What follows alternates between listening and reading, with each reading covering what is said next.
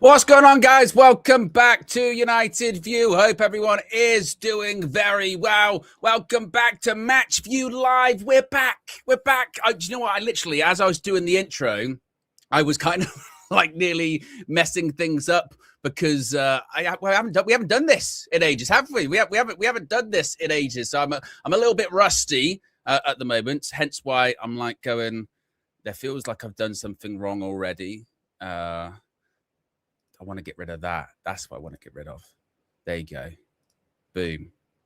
And then go back over here. Right, that's better. That's better. We're back. We're back. We're back. You know, like I said, we haven't done this in a while. But yes, we are back for the match view. It is Manchester United versus Wrexham.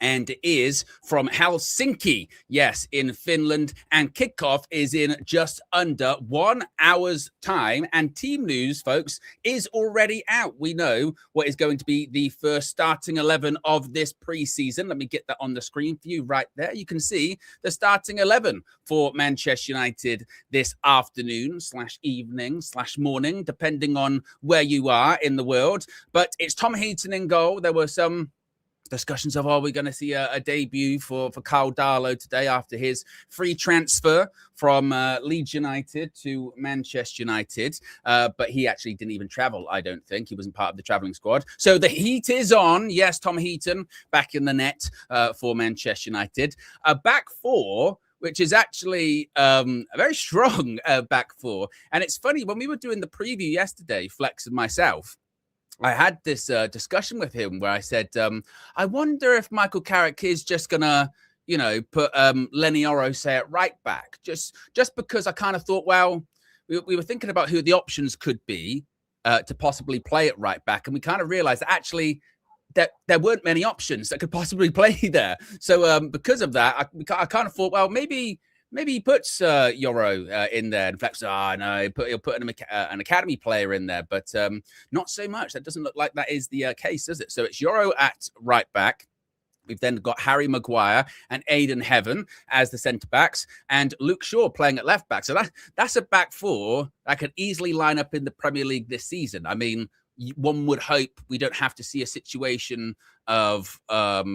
we don't have to have a situation where Yoro's playing at right back that often because we'll have Dallo or Mazraoui available.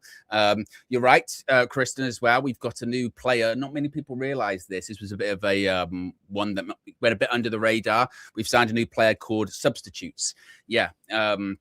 It's a new player. New player's just dropped in called Substitutes. It's actually like sort of sixth choice goalkeeper, something along those lines. Yes, called Substitutes. I want to watch this. Want to watch this season. I think, you know, Substitutes. You know, so I would keep an eye on Substitutes. We'll change that in a bit. So that's the back four. In midfield, we've got Andrey Santos making his Manchester United debut. You know, it's weird with preseason, isn't it? Because you have the discussion of it's a debut, but an unofficial debut and whatever. But yes, he is playing in midfield. Alongside him, he's playing next to Jack Fletcher.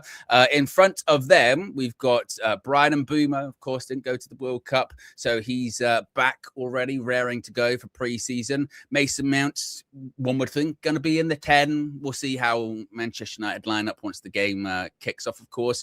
Patrick Dorgu on the left. Really excited to see Patrick Dorgu in this preseason, but also just this season coming up as well, because my goodness me, didn't he have such a strong it was such a weird 6 months with Patrick Dorgu, wasn't it? Right, Michael Carrick comes in, we have the game against Manchester City, plays well, really well, scores a goal, and just looks like this sort of winger we never could possibly see. The next game, it's away at the Emirates to Arsenal, the eventual league winners, scores an absolutely incredible goal, and we're like, what is this Patrick Dorgu? Who is this guy that has been unleashed? Tears his hamstring. We don't see him for 3 months, and then we're having that talk, aren't we, during the 3 months of, you know, but when he comes back, we're going to have to play a bit careful with him. He had a good couple of games, but that's not even a sample size, is it? So let's keep expectations low. A couple of cameo appearances off the bench, which can't really be judged. And then when he does start his next game, which just so happens to be the final game of the season, he scores again. It's a completely different kind of goal. It's a bullet header. So look at the goals that he scored in those games. It's a cross into the box from Cunha and a finish. It's a absolute screamer volley against Arsenal from 25, 30 yards out. And the other one's a bullet header. They're all different kinds of goals. So I'm excited to see him in preseason, and hopefully he can kick on this season as well. And then Joshua Zirkzee through the middle, up front. Joshua Zirkzee, who a lot of people probably thought he was going to go this summer. He still might. And there's still the discussion, how many years in about Joshua Zirkzee? What's his role moving forwards? Do we kind of know what kind of player is he? Is he going to be a 10? Is he going to be a 9? Is he going to be a 9.5? How does that work? Can it work in the new Carrick, new evolved Carrick system? If we're going to see an evolved Carrick system or style of play, there's lots of discussions about him. So be interesting to see him in this match. And as far as the substitutes, as I mentioned, we've got the real one that most people have come to see today, which is substitutes. Yes, your eyes do not deceive you. Substitutes is there twice. At this point, I might just keep it there the whole game. It's kind of tickling me now. But we've got Vitek on the bench. I'm a bit... we'll see him. You know what I mean? We'll see him come on, I would think, in the second half. But would have liked to have maybe seen him start. He had such a positive season last season with Bristol City, didn't he? So would be nice to see him. But I think he's on his... You've just got into a situation where Lomans has just been signed last season. He's young. He's nailed it down. And it's like, wow... where's your route to playing? And what he can't have, Vitek, is a season of not playing after having such a really strong developmental season for him last season, winning all of those individual awards. What were they? Players player, fans player, or was it like I don't even know? Young player of the season, whatever they were. He won a lot. So I feel like this. He might not be part of all the preseason fixtures, let's put it that way. But we shall see. We've got the likes of Chido Obi on the bench as well. Ethan Wheatley on the bench. We've got Harry Amass, Toby Collier. Dan Gore. Oh, it's no longer 2024 Dan Gore. 2026. I can only think of pick up sticks, but that's got really nothing to, you know what I mean? Well, and other things that are rude that probably can't be said at 8 minutes past 3. So, yeah, probably not. But Dan Gore, Shay Lacey on the bench as well. We've got Camerson, Thwaites among the substitutes. So, well, hopefully see, we will see most of them, one would think, get on the pitch. I would think it's probably a 45 minutes per 11 kind of scenario. Or sometimes it's, and this is when you kind of do get a glimpse of the goalkeeper in the preseason. Sometimes I can't remember which game it was in preseason. It might have been a couple of years back where I think it was Tom Heaton just played the whole 90. So sometimes they don't change the keeper, sometimes they do, but the likelihood is 45 minutes per 11 or per 10 outfield players, and then we'll see a completely different side play. When it comes to Wrexham, it must be stated as well, Wrexham have already played a pre-season fixture, I believe. This is their second. Of course, last season for them, they came very close to making the playoffs after, I don't even know how many back-to-back promotions, on the verge of getting into the playoffs, missed out by one spot. But they'll be looking to push once again. Obviously, everyone knows the project that's there. Everyone knows the resources that are there. I don't know. I think they had a couple players go to the World Cup. I want to say one or two. One of them, I know specifically, Dom Hyam, who is, they don't actually have a captain, an actual captain, I believe, at the moment. But Dom was one of the players towards the end of last season, because their captain left in January, James McLean. But so they haven't had a permanent captain since then. But I know that Dom's been the captain. And a little bit of trivia here. You know, what's the phrase? How many degrees of separation, or what have you, with certain people or certain players or famous celebrities? Would you know that I guess, de facto captain for Wrexham, Dom Hyam, even though they're not the official one, but he was at the World Cup with Scotland. Me and Dom, we used to play in the same team when we were growing up. We're from the same area. Yes. In fact, we were both part of the same, not even Oxfordshire. We were so tiny and rural, mid-Oxfordshire, mid-Oxon schools, that reached the final of the National FA Schools competition for the first time in the district's history back in 2011, I think it was. We got to the final. We didn't win. Gutted. We did in England. We went 1-0 up and got to extra time, bottled it. Yeah. It happens to the best of us. But yes, we used to be teammates. So I think he's going to be involved today as well, I believe, which might be his first minutes actually since getting back from the World Cup. So the more you know. We have, by the way, close to 800 people watching right now, which is fantastic. If you haven't already clicked the like button, I forgot I didn't put the things up that I usually do. It was because as I was just about to sort of set everything up, everything crashed. We had a big moment of Flexnology. Speaking of which, Flex will be with us probably in about 15 minutes or so. It is a 4 o'clock kickoff in Helsinki. And there's more football today as well. Of course, it's no longer called the third place playoff. It's called what's it called? The bronze match or the bronze medal 4-quarter hydration Super Bowl. Oh, well, it's probably not Super Bowl level. OK plate match. I can't remember what it's called, but England do play later on, and nobody cares. Nobody cares. Nobody gives a shit. I think if you ask the players, they'd rather go home. Yeah, I don't even know if actually, out of curiosity, I know probably not everyone in the chat's, of course, English or what have you.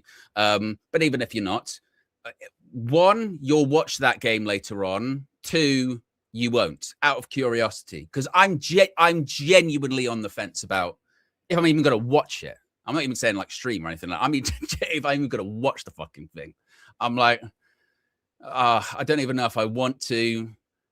But it is a World Cup, you know. Technically, you should, I suppose, maybe watch your country, and it's football, you know. And there's not you know, in the days we haven't been watching the World Cup, it has been a bit boring, hasn't it? So you want to watch football, but I'm a bit of both, really, isn't it? Bit of both. It's a mixture, actually. There is a mixture. There's a bit of there's a couple of ones, a lot of ones actually, a lot of twos, a few threes. You know, I think it might be a 1 for 15 minutes, and then actually. Depends on maybe the team, I suppose, right? I don't know if we've had any early like England team news. If Cobby plays, I'll probably give it a watch and see what happens. But I might watch it and then maybe 10 minutes in go, you know what? Fuck that. You know what? Fuck this. Patak says, got an exam Monday morning, so I'm skipping it.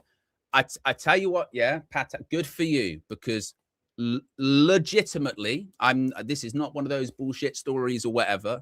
And if you are someone studying for your exams right now, take them seriously, because I was doing my A levels in 2014, which was also a World Cup year, and I had a biology exam the day after England played Uruguay, I believe, and I had to make a judgment call there. I had to make a judgment call of, you know, biology, it's difficult at A level, and I wasn't good at biology. That was not one of my strong subjects. So I really needed to revise for it. Or, because I was one of those people that turned 18 early, could I go down the pub and watch England play? And I think if we'd won, we'd have gone through. But if we lost, we'd have gone out, and we did lose. So I didn't get much revision done for that biology one. I'm going to be honest with you. And I would prefer that maybe you didn't ask me what my final grade was on that. All I will say is I didn't fail. That's a fact. Didn't fail, but, and in retrospect, do I regret it? Nah, I didn't really use it to this day, honestly. Probably not. I do think that sometimes, honestly. I do think I sometimes, you know, when you're just having those thoughts about whatever, and you think about your exams and how you know, stressed you get about them. And of course they are important. You must be stressed, they are important. But also there is this kind of thing of sometimes you do sort of go, that has no bearing on my life whatsoever. I mean, who thought I'd be sat in a chair screaming, watching Manchester United games? I mean, good grief, good grief. If you are just tuning in, yes, that is the Manchester United starting 11 for this. Yeah, Jeremy, it was not a C. It was not a C. I'd have been bragging if I got a C. It was not a C. No, it was not a C. If you are just tuning in, yes, this is the Manchester United starting 11 for the first game of pre-season for the 26 to 27 season. It is in Helsinki. Kickoff is in just over 40 minutes time. Yes, it is. It's a pretty strong side. Of course, we did kind of expect a pretty strong side because this was sort of pointed out going into the World Cup, wasn't it? That we actually had a lot of players that didn't go, you know, or their teams didn't qualify, rather. So we were going to have quite a few players already back. Now, I think some people maybe hoped that we were going to have maybe more senior players available, you know, for this. United did kind of confirm the people traveling yesterday. I want to get the what they said yesterday about the traveling team, because they did have a lot of specific reasons for why certain people weren't traveling. Here we go. This was this. Despite the blah, blah, blah. What did they say? So Slovenia striker Benjamin Šeško is still working on his fitness at Carrington, and this was again something else I brought up during the match preview yesterday, and Flex kind of brushed it off a little bit. I said about Šeško, I was like, I don't know if he was going to be involved in this one, because I did remember hearing a couple of weeks ago they were saying, you know, Šeško's still working on recovery from that shin injury.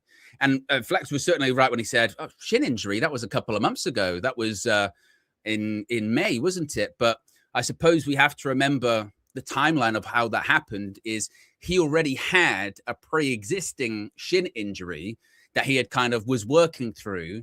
And then when he got shoved off the pitch by, who was it, Kanate, which, by the way, VAR didn't look at whatsoever. Just once again, it was a clear shove in the back. Now, granted, you could say, oh, yeah, but was there enough for a red card or something like that? And Man United, they've got the drop off the pitch and the little brick wall and all that kind of shit. But still, it was a massive shove in the back. Didn't take a look at it at all. He's still out. He's still recovering. He's still recovering from that injury, from that shove. VAR didn't have a look. So Šeško hasn't travelled because he's working on his fitness at Carrington.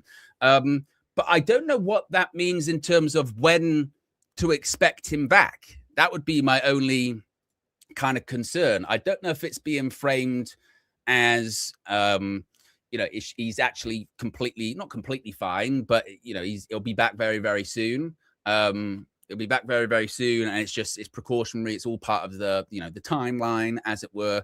It's going to be fine. He's going to play next week. Next Friday, we play Rosenborg in Norway. So maybe he'll be back then. I don't know. But yes, Šeško hasn't travelled. He's still working on his fitness at Carrington. Who else is saying there? Tyler Fletcher is involved. He was called up to the Scotland squad earlier this summer, but he didn't see any action. And I think, again, I don't know what the timeline is for players that went out of the World Cup at certain stages. Like, if you were in the group stage, could it be back now? As I mentioned for Wrexham, I know with Dom, who was at the World Cup with Scotland, I think he's playing today. So some players that got knocked out in the group stage could be back by this point. So I guess it all depends on the individual. And yes, that's that. Like I said, I don't think Carl Darlow has not travelled, and Yuri Tielemans, of course, is on holiday because Belgium got knocked out in the quarterfinals. So Yuri Tielemans is not going to be back just yet. I don't know when he's going to be back. Three weeks, Sciliano says. So, God, I tell you what, in the summer you lose all track of time, don't you? So, when did they get knocked out? So what? It'll be back in maybe a week, or is it going to be 2? Honestly, that you lose track of time during an international tournament. You lose track of time about what's a weekend, what's a weekday, and because of those kickoff times with the World Cup, that used to really confused me as well about how many games were actually specifically on one day, but technically it was on the other day because it was at 1 o'clock in the morning. Oh, time zones, people, time zones. But yes, as far as the fixtures that we have during this first week of August, OG FPL says, there you go. Appreciate you for figuring that out for us. Yes, our preseason fixtures we have. Of course, we don't have the big USA or sort of Asia preseason tour that we have had in the past. It's going to be a lot more local, a lot more compact. Flex kind of touched on yesterday in the match preview that I think some other teams are maybe doing a bit more of an extensive tour, or a bit more of a longer distance tour, shall we say. But Manchester United are keeping it to Europe. So it's a bit of an old school. It's a bit of an old school preseason tour, this. So we've got, obviously today, Saturday, July the 18th, Wrexham in Helsinki in Finland. Next Friday on July 24th, we've got Rosenborg, which has taken place in Norway. We actually visited the Lukdal Stadium in 2024, but Erik ten Hag's side lost 1-0. That was the day after the Euro 2024 final. That was when Vitek played in goal. On Saturday, August 1st, we've got Atletico Madrid. That's taken place in Sweden, in Stockholm.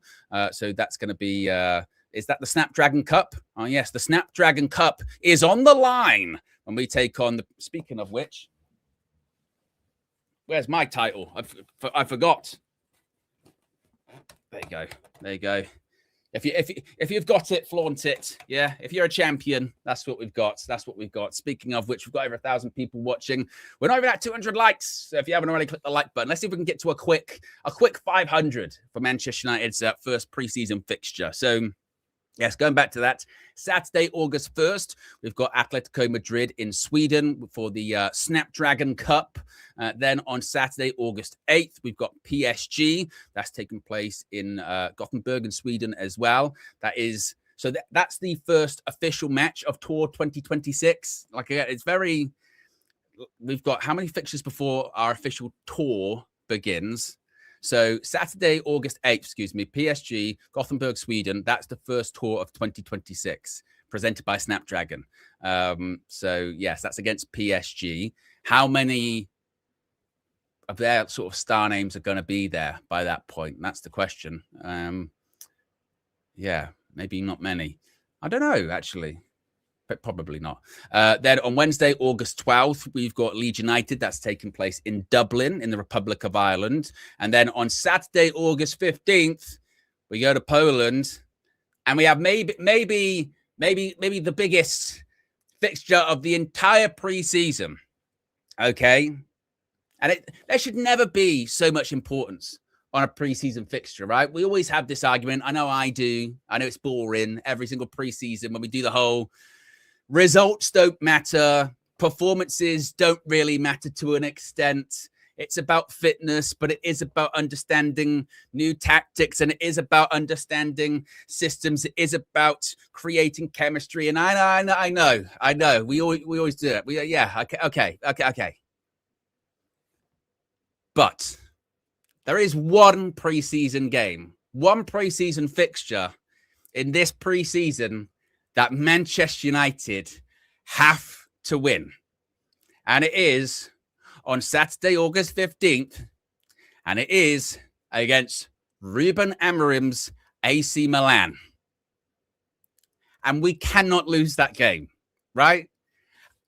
Yeah, we're being a little bit facetious, a little bit joking, but kind of actually serious. You know, when you're kind of joking of, we better not do that, or wow, we better not be late for that meeting. Oh, that would be terrible. But you're kind of nudging that person to say, no, seriously, if we're late to that meeting or if we're late to that event, I'm going to like slap you around the face. It's kind of a similar situation of this of, it's a preseason. Well, we better not. We cannot lose that game. We have to win that game. If Cobby's back by that point, as Dan Luciano says right there, he needs to score a hat trick. That includes, I know, a bicycle kick, some kind of panenka, or what have I don't know. But we cannot let that 3 at the back, wing back selecting, 15th place finishing, Europa League bottling manager, coach. We have to suffer, and get no redemption. We cannot lose to him. We cannot lose to him, right? We just cannot. So that's still to come, right? That's next month. That's just the 15th of August. So that's just under a month away.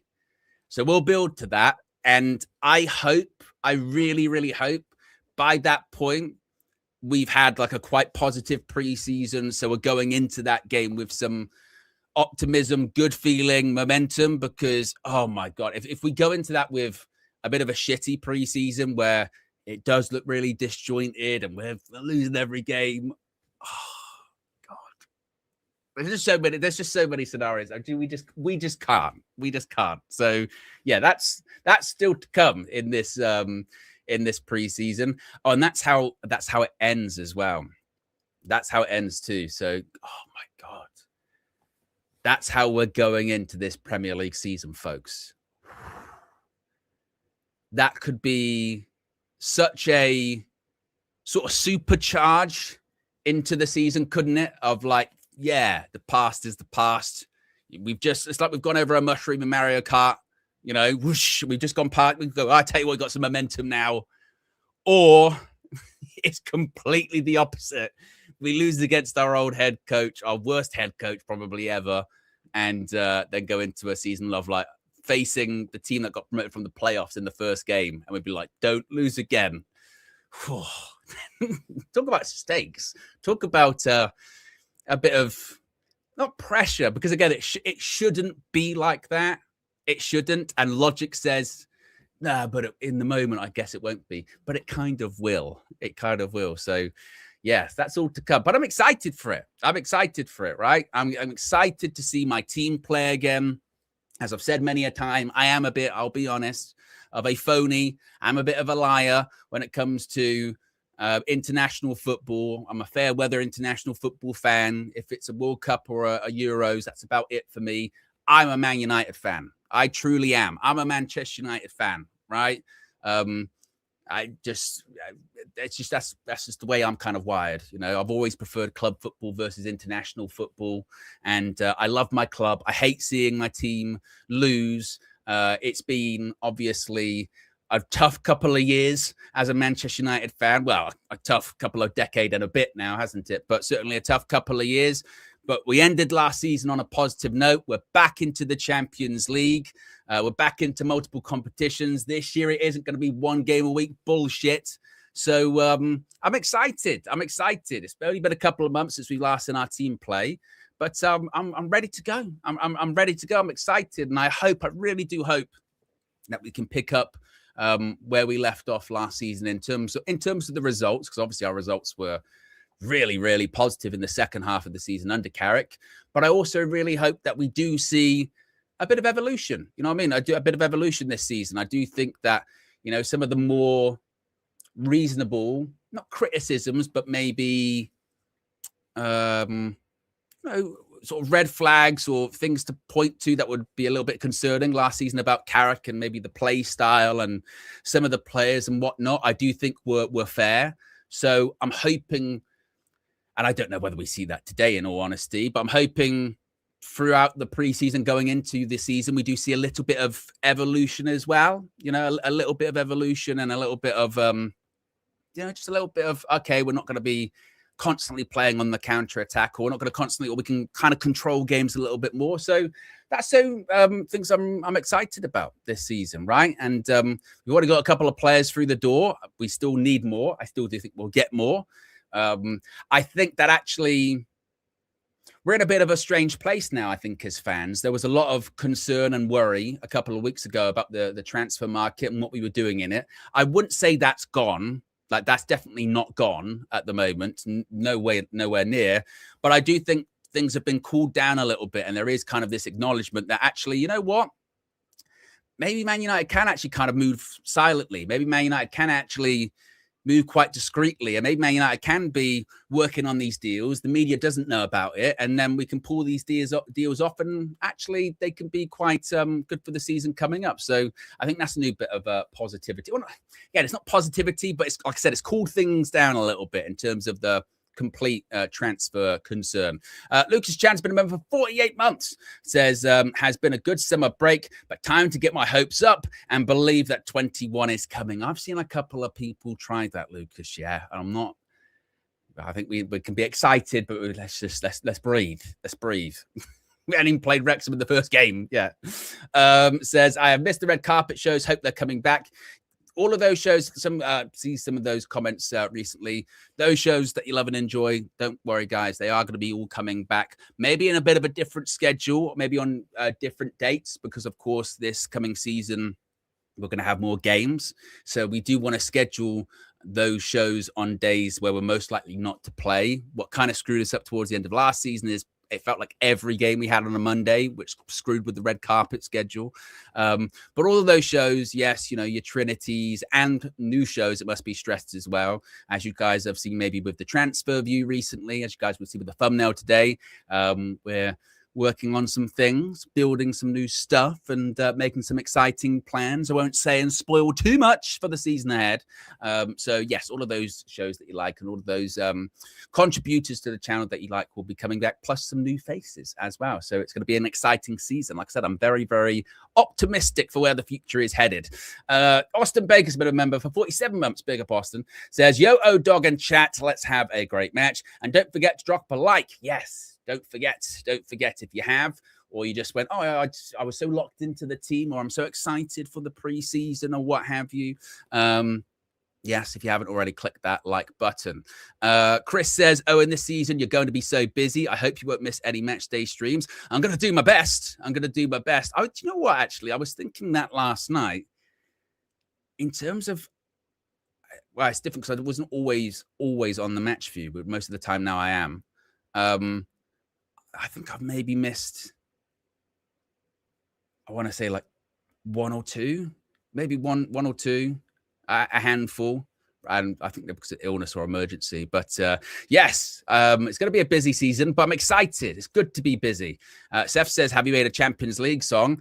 Hey, this is what you have to realize with when you have someone as creatively talented as just Josh Media Graphics Guru Visual Ninja. This guy, it has already been created. That's what I will say. It's already been created. The only thing is, it's not been created in terms of an actual audio file or an actual video file, but the way he works, just Josh Media Graphics Guru Visual Ninja, it's already in his head. It's already in his head.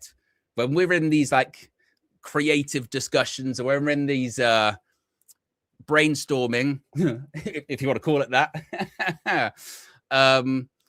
Tell Owen to message me, guys. I'm locked out. What's this guy doing here?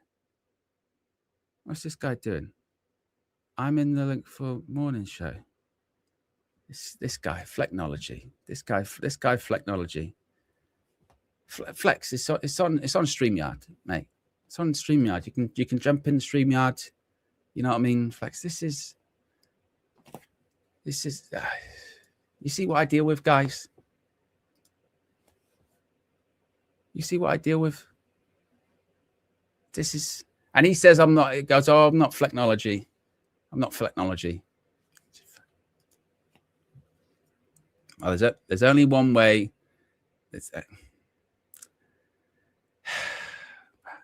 He just messaged me. He went, I'm in link for morning show. What link for this?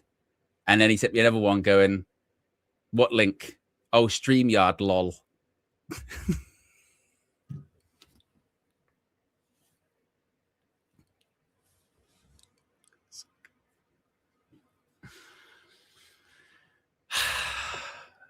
I mean, this guy. Can he log into StreamYard? Is it possible? Yeah, he is. I mean, look at him. Now he's making a face. Wow, let me make sure I get him. And there you go. Black.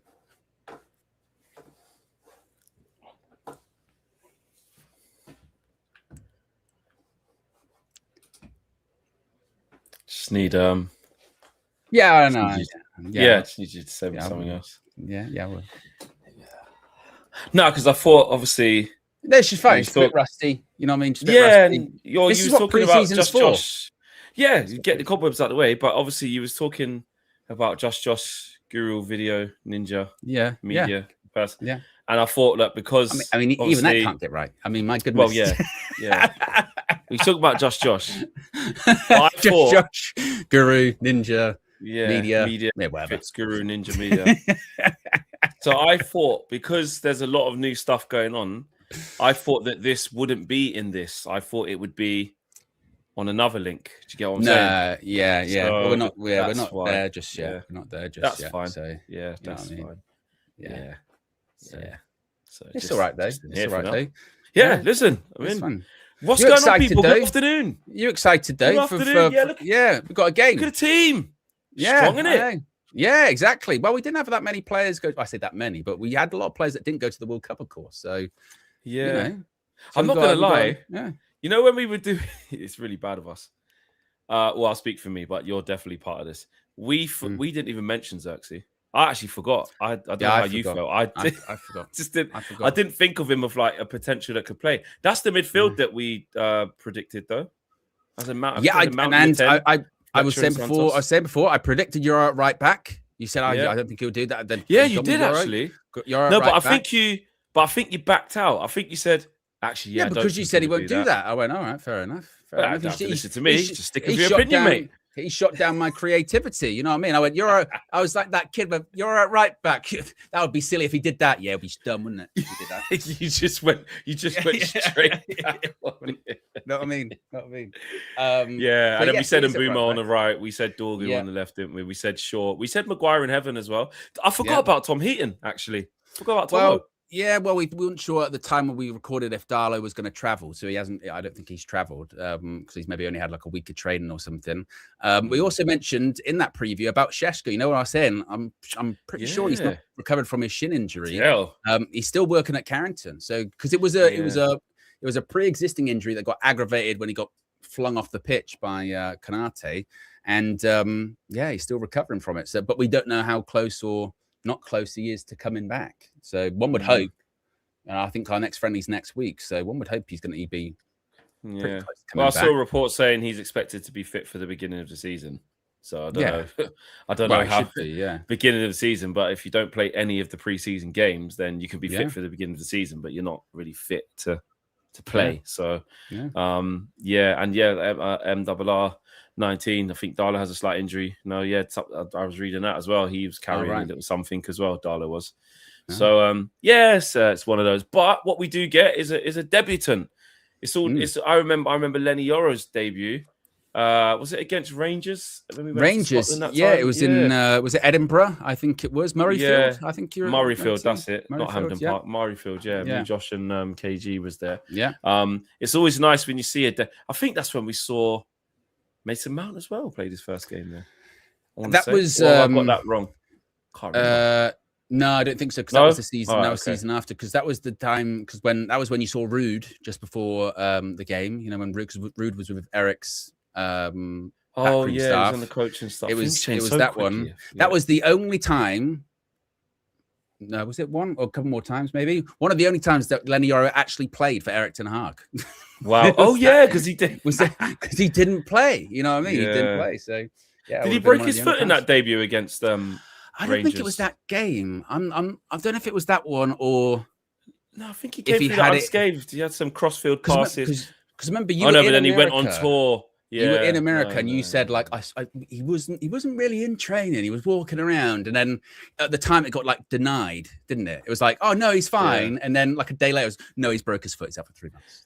Yeah, it is. I think it was. I think he did complete that game, but then the next game that was in America, or in and around that time, like, oh, that was it. Yes, I think it was the first game against Arsenal. That was at SoFi. And MetLife. And it might have been, and he limped off. MetLife, I can't remember. Yeah, maybe it's that game or might have been the next game. MetLife when we lost on penalties and Sancho missed the penalty, or Ethan Wheatley missed the penalty as well. He limped off, and then, like I said, he was in training but not in training, and then it was like, he's gone. So yeah, there's so many things, but a debutant in Andrey Santos. It's nice to have a look at him. Do you know what I mean? Like, obviously, these games we understand. Well, we say we understand before the game, but we never understand afterwards. But first game of preseason is definitely all about just opening up the lungs, getting a bit of rhythm in your game, and beginning. Did you used to like it? You used to like preseason? Oh, I used to hate, unless it was games. I used to hate preseason because I don't. Me too. I just I used to hate training. To be honest with you, you know what it is with my footballing career. I didn't play. I played like I'd say just below semi-pro. I would say, half decent. But nothing wicked.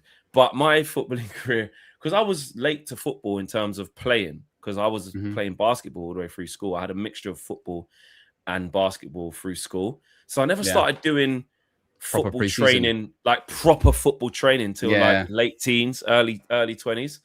And I was like, well, I just want to play a game. I just get me in the game. So like drills and stuff, I weren't that good.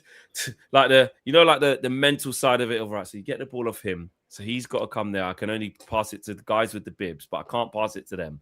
All right, those zones. So 2 touch and then get rid of it. I'm not on none of that. Just put me in the game, and I can understand the game. Like, do you know what I mean? So I wasn't a very good trainer, not at all. Yeah, from a keeper's perspective, preseason's weird. I mean, you'll be surprised to hear, Flex, I absolutely fucking despised it. And like you, I just can't stand training. But for keepers, it's a little bit different because you get taken away into a separate group. So a goalkeeper's preseason is not exactly the same. But the only time you would really be included with the whole squad is in those early sessions, which sometimes you don't even do any ball work. You just run. You just and run. The goalkeeper's always at the back, just because that's not us. That is not us. And the amount of times, like, oh my God, they are just brutal shuttle runs.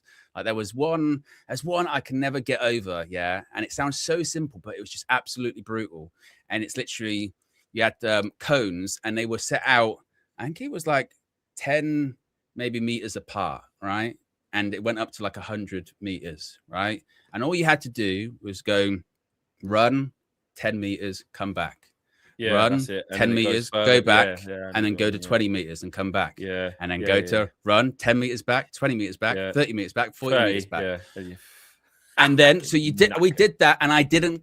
Once I was on trial at Cheltenham, and I didn't come last. There was a guy who was actually signed there who finished behind me. I came second from last, right? So I was like, I'll tell you what, this wasn't bad until I found out he was asthmatic, right? So that kind of reduced my wonder, right? We stopped, and everyone's like, oh, woof. And then the coach goes, all right, do it again, start all over again. And oh my God. But those things are always weird, like the test of fitnesses, because.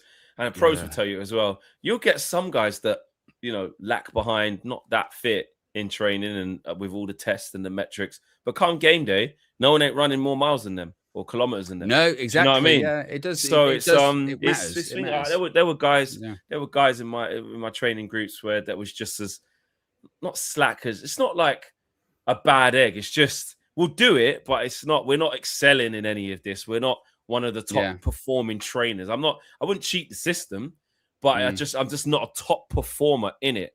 I'd perform way better in the games than any team I ever played for.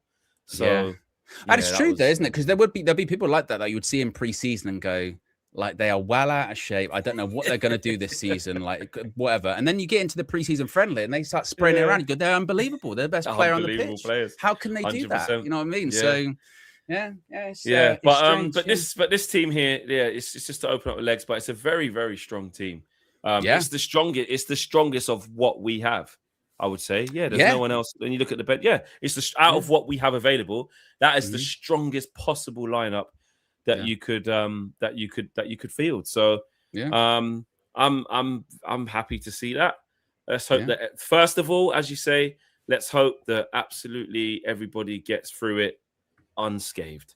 You know what I mean? No injuries, no strains, no knocks. That's the first thing about preseason, and then secondary, obviously, of course, you want some good rhythm and stuff. And I don't know how long they'll play. We'll see whether it's a straight 45 and then change it. First game of preseason, you got like 5 weeks, ain't we? So don't want to be doing too much in the first game, or whether it's like leave the first team on for like 64 minutes, or you get those kind of.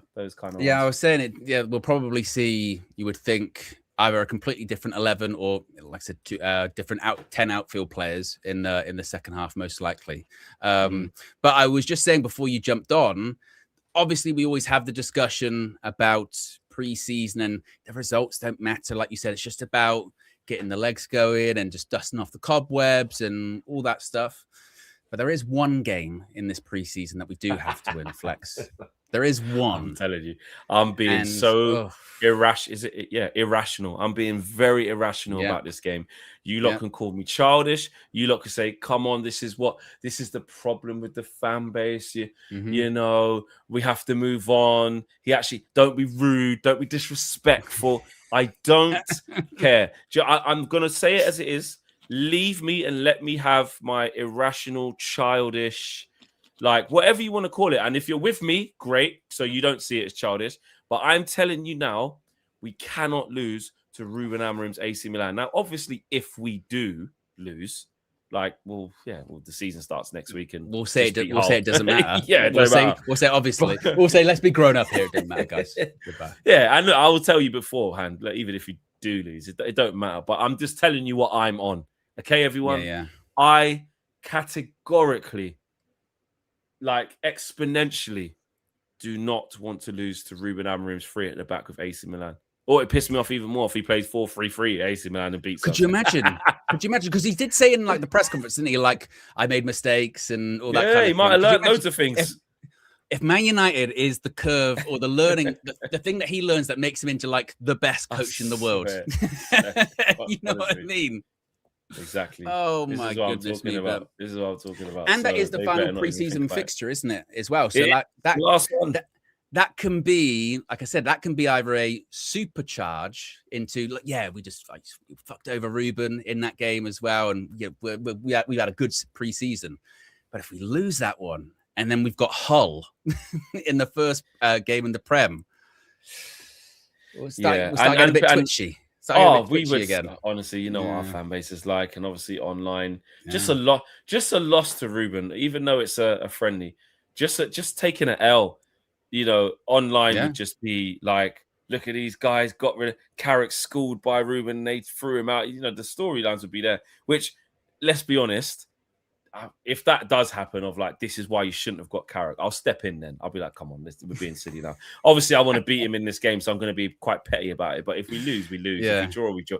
It doesn't matter. It's preseason. It's just the complexion around it. What if he smashes us 5-0? What if he's schooled him though? It don't matter, man. That can happen. In a game, preseason game. It doesn't matter. It's not going to look nice. It won't look like. You just have to skirt over it. If you lose, when Ruben said a storm was coming, none of us knew it was actually him against us. Yeah, he was the storm. He meant. He was the storm the whole time. He was the storm. He was the storm the whole time, bro. So, oh my god. Yeah, let's Owen, one game at a time. We're at the first game of preseason. Let's see what happens by then. Let's just see where we get to. Okay. Yeah, not going to panic. No. Red Baron says, "I'm absolutely furious about this lineup." yes, of course, exactly. Carrick out because of what he's picked there. How dare he? Yeah. Nathan also says, "Glad we didn't suffer major injuries this World Cup."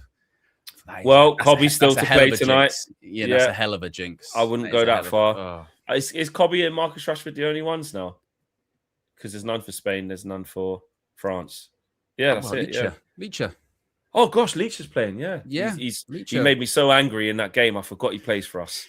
Yes, yes, Nah, exactly. he was good to Kobe afterwards, though. He was good to Kobe. Exactly. I did see that. Yes, I did see. Yeah. I just think when they go play for Argentina, and I don't like Argentina to be honest with you, but when I respect Messi's different, but anyway, when they go there, they're just they're just different beasts in it when they lock in together at Argentina.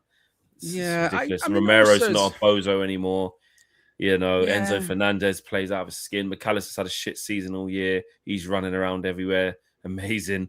Like they're just different. When they play for Messi, something just happens, bro. They just turn different.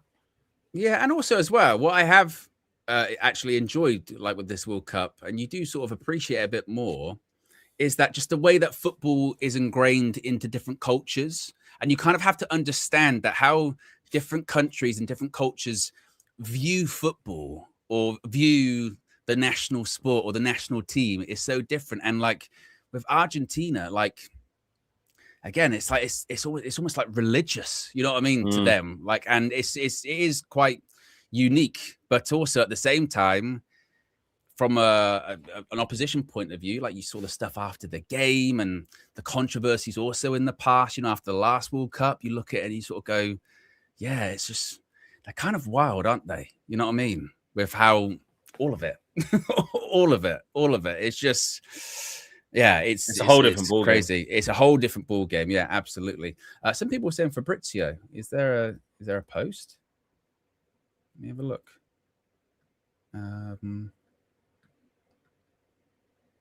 I don't see anything. No. They've done you, Owen. They've done you. Yeah, they've done me. No, can't see anything. No? Okay. No. We're also Flex, though. We've got close to 1,700 people watching. We are at close to 350 likes. So if you haven't already clicked the like button, let's run it up, guys. Run it to 500. Yes. I'll tell you what, that new tracksuit we got, Carl Darlow sporting it with the new bleached blonde hair with his family on his signing day. That new tracksuit's nice. That's the same print that's kind of on the old school Germany kits, but they've done it obviously in the Man United. I like that t-shirt. Nice. That's nice. That is nice. Yeah. I have to look at some of them. Yeah. I didn't realize how much Carl Darlow played last year. For Leeds. Have you also seen as well, like the sort of what some are saying shots at Leeds, but not shots at Leeds where they're sort of going like leveling up. Yeah, exactly, leveling up. You Seeing the Leeds fans are very angry. You know, they're the biggest club in the world. So what do you want me to do? Say no? How can you say no? What do you want me to do? Stay in this shithole? No, that kind of thing. How do we think Andrey Santos is going to get on today? Do we judge? Do we? You know, you can't do too much, but at the same time, you know, want to have a little look.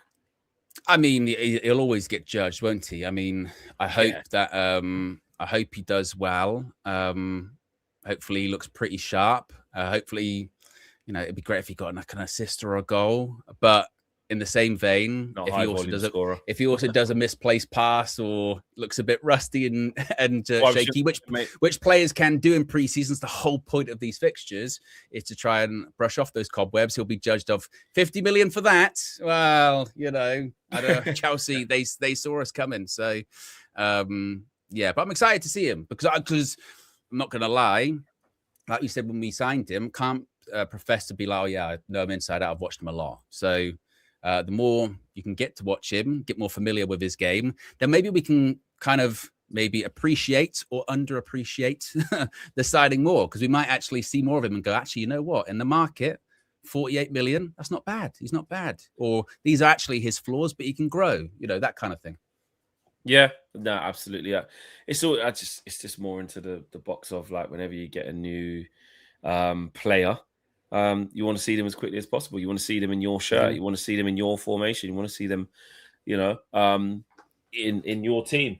It'd be interesting to see. Obviously, there's so many players missing, as we know, but let's just this preseason in general to see about like a change of anything, a change of not complete change of style, but is there more emphasis on certain things? Could we see? You know, you're always trying to look for evolutions in anything. Could it be something to do with the fullbacks? Could it be to do with, oh, that's interesting. One of our wingers always comes inside and makes another 10 or something. Or do you know what I mean? Or there's always different things to happen, and you can't judge it off the first game. You'd have to see whether it carries on throughout preseason, especially when all the other players get back. But I'm also looking out for those type of things. Are we seeing different things happening? Structurally, build up wise, type of thing. Well, we were talking about that at the end of the season in that game against Brighton, when we were saying, wow, this is maybe United's best performance of the season. It was the most fluid. Maybe we looked under Carrick, and maybe the most, not saying we dominated the whole game or dominated possession, but it was one of the more games where we weren't just sitting back and counter every single time. And we were really saying, oh, actually, this was nice football that we're playing here. And as you always say, Flex, what doesn't get discussed enough is the room for evolution.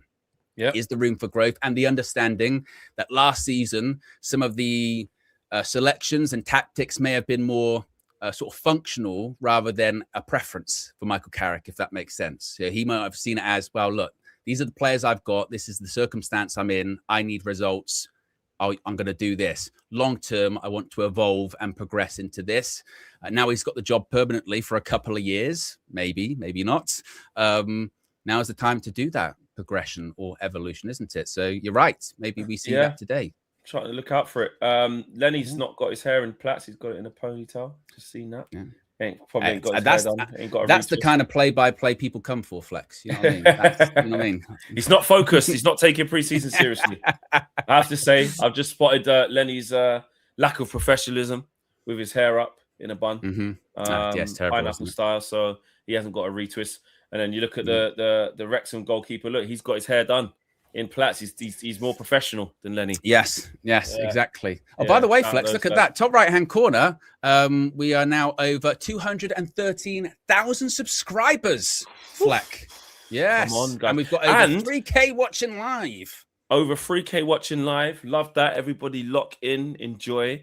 Also, the other day, we got to 100 million views. I saw that. I didn't believe it. I thought, real. Yeah, that's what I did. I thought, Josh, you're just opening the junk email now, because it was one of the emails. He put it in the chat. Is this an advert for something, Josh? It's like 100 million views, and I was like, oh yeah, well, and you need to send money to where now, some prints or whatever. I was like, come on. But yes, 100 million views. Yeah, could you imagine? I mean, actually, I could just do lifetime here and check it here. It's right here. There you go. Yeah. Your channel has had 100,348,000 views so far. Oh, wow. That's crazy, isn't it? 100 million views. Bloody hell, stadium's not packed, is it? Jesus. It's not. Wow. Yeah, well done, community, by the way. Yes. Well done. Yeah, well I made this channel a thing on the 27th of February 2020. Up until the 17th of July. Obviously, it's not taken into. And that was the old channel. That was the flex for about a year or two. So everyone who's been there since February 2020 all the way to now, 6 years, just over 6 years, over 100 million views, man. Well done, everyone. Well done. That is crazy, yeah, man. Thank you, Ty. Says congrats, man. Well deserved. It's everybody here. Yeah, 100%. 100 million absolute goat channel. Says Skiliano. And Daniel Luciano says well done. Yeah, big up, man. Big up. Right, players a high five in the refs. I was kind of laughing because like they were sort of all lined up, like music was going to play, but there's basically, like Flex said, nobody there, so it was just kind of silent. They just kind of sort of stood there, and some people were sort of golf clapping, sort of like that. They just doing little. Oh god. Yeah. Let me just move myself there. Oh, they've got a advertisement underneath the number on their shirt. I think yes, Microsoft. Microsoft. Yeah, I saw that. That would be a thing today. That's not going to be a thing in the Prem though. No. Prem wouldn't allow that. I don't think you only allowed one front of shirt sponsor. Yeah. But yeah, Man United in Helsinki. Yeah. Hardly anyone there. But I think it's not hardly anyone there, but you know. Yeah, it's the Olympic Stadium or something like that in Helsinki. Pitch looks nice. I know we're kind of used to those sort of sus ones that we've been seeing at the World Cup. Yeah, you don't want to be seeing them. Yeah. Oh, this feels exciting. We've got a game. I know. Honestly, Flex, when I started the stream, I mean, you were rusty. I was rusty as well. I'm sort of leaning over going, I don't actually remember how to do this. And this is the first time I've got the new setup that I've done it with. So my little screen here. Yeah, you got the whole new Owen studio. Yeah, exactly. Yeah. Oh, hold on, spelled that wrong. There you go. Yeah, this is nice. This is nice, guys. We're all here. Yeah, You we're could all just tell together. that over the last, you know what I mean? We've all been missing football. We've all wanted football. We've all needed football. Not just football, Man United. Yeah, and with the we've noise had on a lot of social football. media, we hear a lot about transfers and you hear a little bit about this and arguing about this and that. You know what's nice? Just to be like, let's just watch the team. Let's just watch the team play, bro. Yeah, exactly. And we can argue afterwards. That's what we do. Exactly. Yeah. But yes, we've got over 3K watching live. We're at 564 likes. Let's get to 1K. Let's get to 1K.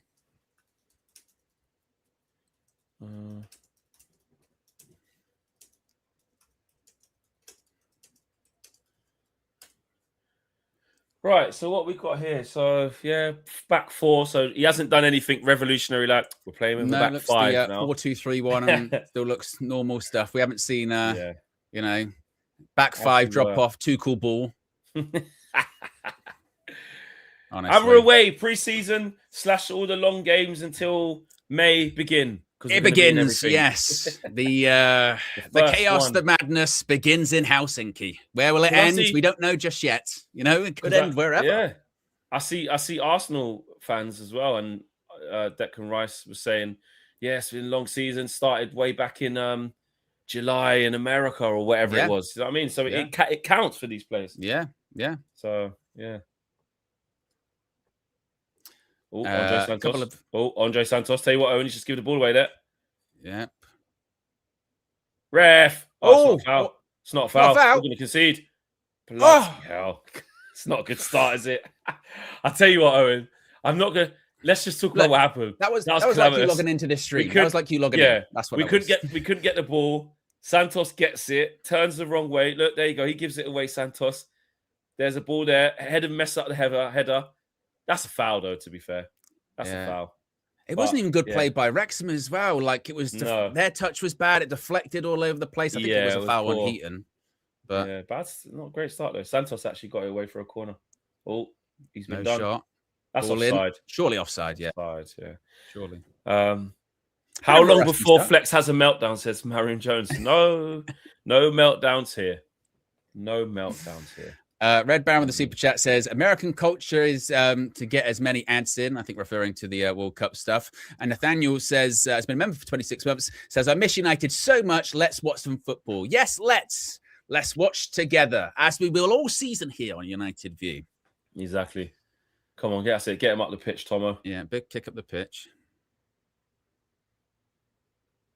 Oh, get that doggy. Like you said, we kind of forgot a little bit about Xerxes. So we assumed he would be gone. You know? Yeah, there hasn't been any real talk. No. There hasn't really been much talks about that at all. Like, not actually. We've heard nothing.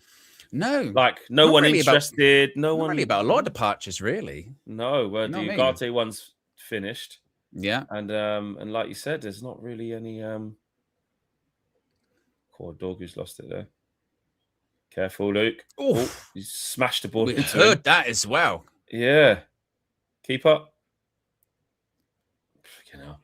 Bit of a chaotic 2.5 minutes. Yes. But there have been some really rusty touches so far. Yeah, there has.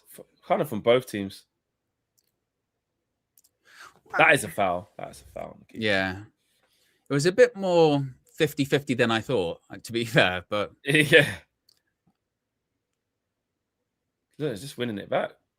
Yeah. Well done.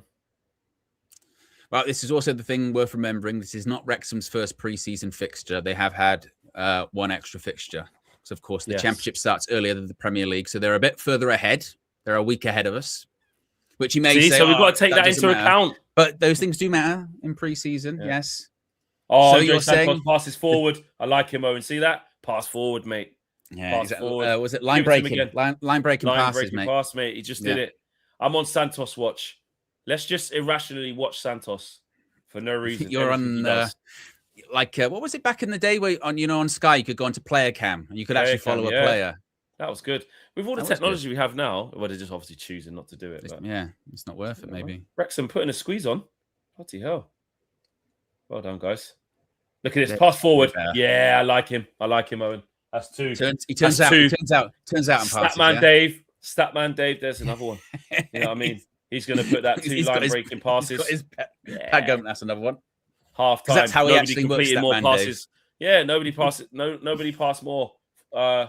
Nobody passed forward more than Andrey Santos in that first 45 minutes. He doesn't have complex, algorithms and different stats packets that he picks on. He actually just writes them down in the game. There's one. Yeah. He set up his columns. It'll be forward passes, backward passes, duels, etc. Oh. But you never know. This could be a Premier League fixture in a year or two. Yeah, they're knocking on the door, Wrexham. Just off the playoffs last time, they nearly got there. Yeah.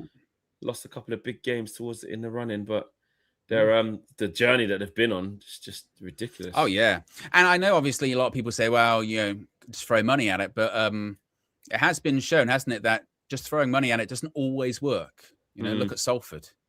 Exactly. Yeah, exactly. That's staying. Is he going to get that?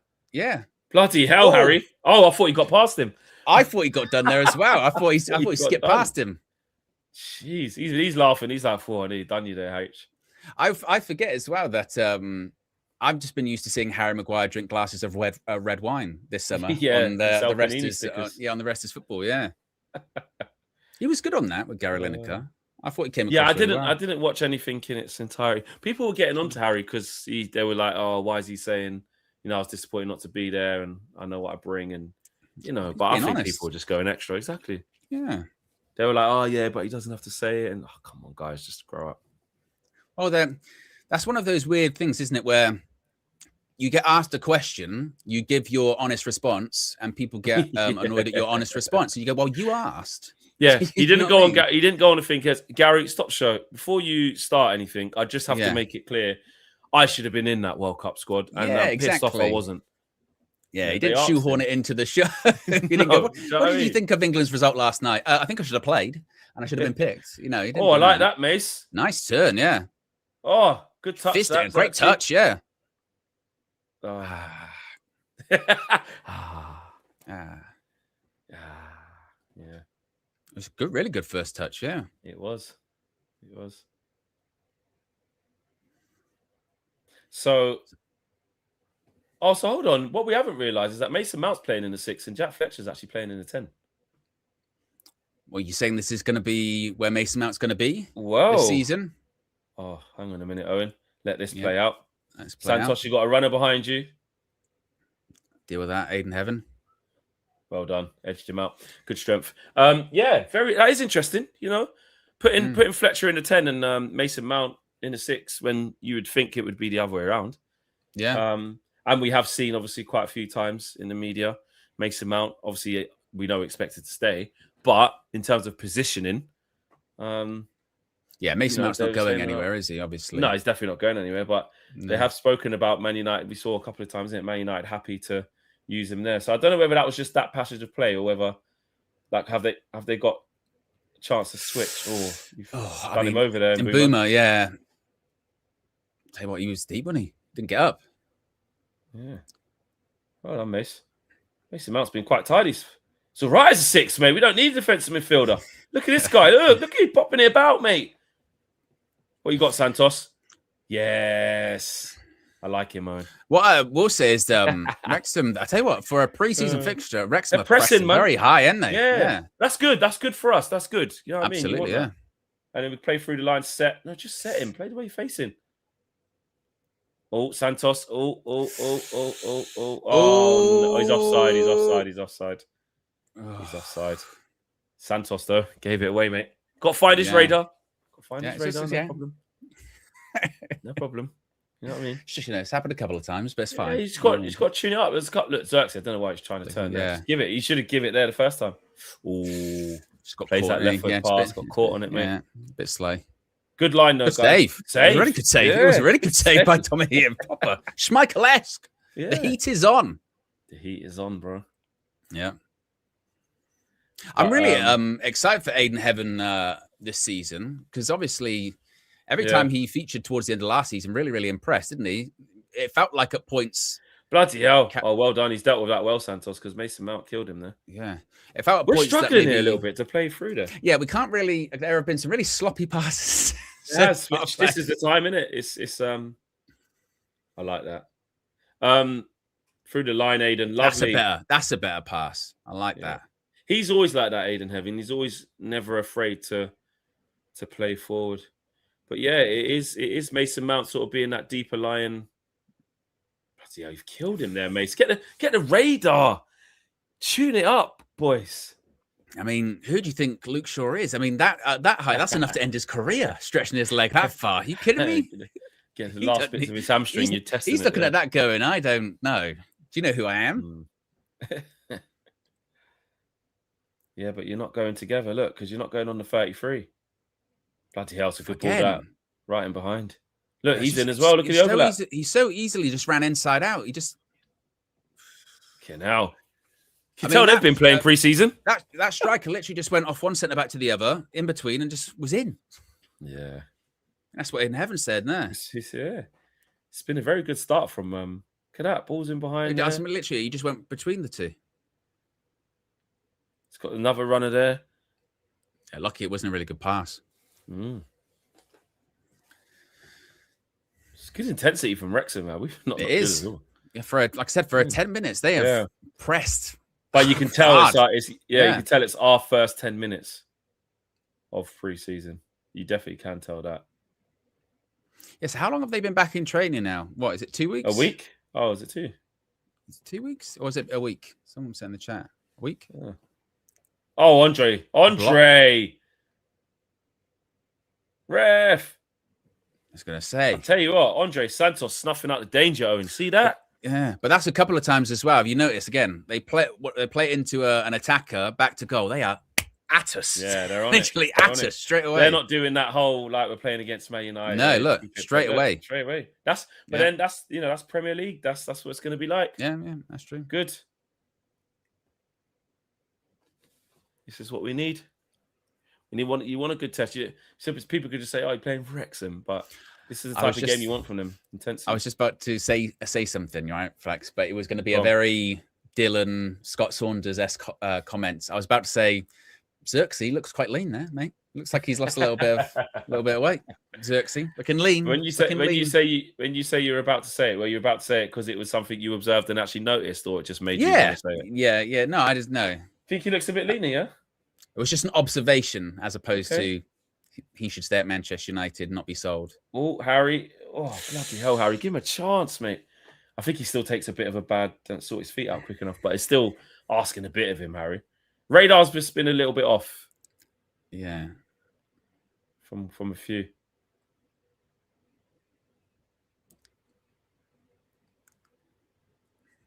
Well, you say radar's off, but we see this quite a lot in the season, Flex, as well. Well, we did it from January to May, so that's, well, we did. This is why we're excited that we're signing Yuri Tielemans, because someone can pass the ball. Yeah. Because we don't have a lot of that. No. Nah. Oh, yeah, Johnny shaved his hair off, isn't it? I saw it over there. Did he? I didn't see that. Yeah, like I don't know if he went Turkey or I think he shaved it off. Oh, bloody hell! Wrexham look ready, man. Yeah, they're sharp. Look at that ball as well. Look at that. He's off. Oh, hold the line. Oh, he's not off now. He's not. Fucking hell. Santos. I like him, Owen. I like him. Yes. Matisse was right.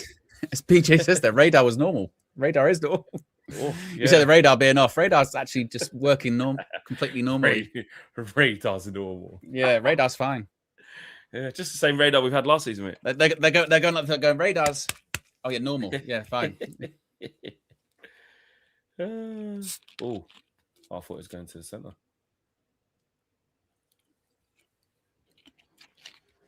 Right, settle down a little bit, boys. Get the cobwebs out. I'll run back. Fletcher's he's the most advanced guy. Yeah, fully floating around that 10. We haven't really progressed the ball past the halfway line all that much. We haven't got in there third. As soon as we've gone past the middle third, it's been shocking. Yeah. I just think that might be the first time their keepers actually touched the ball. 13 minutes in. Yeah. They're just popping it. Look at this. Yeah. We are less than 200 likes away from 1K likes, guys. We've got over 2,300 people watching. So if you haven't already, click that like button and be sure to subscribe to Unite if you haven't already. As we only just got over 213,000 and we can already be close to halfway to 214,000. Yes, exactly. Big Come on, guys. season Lock ahead. in, man. Back to a game every 3 days. Right here. And back to... When will that kick in from? Because this new Champions League, there's also a 3 week flipping international break. They're doing it all in one, isn't it, in September? Yes, they're doing it because the annoying thing is usually we have like that thing where the season starts, then we have one, then we play like 2 games, then we have another one, and everyone's like, it's so pointless. Yeah. But now the season is going to start. We're going to have like a few games, and it's going to be a long break, but then you won't get the October, November. Don't have it again. Just go all the way through to... Is that better? It's probably better, isn't it?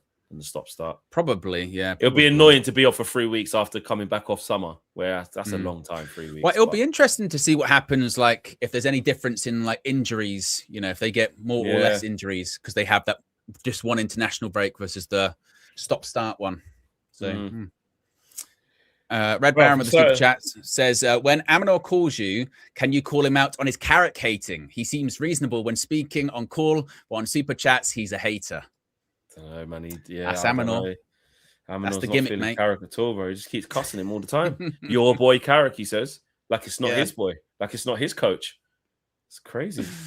What I like with Amanor is every super chat usually starts with a name, so it's directed at somebody. So it'll be like Owen, but then it'll be something that he would know. You know what I mean?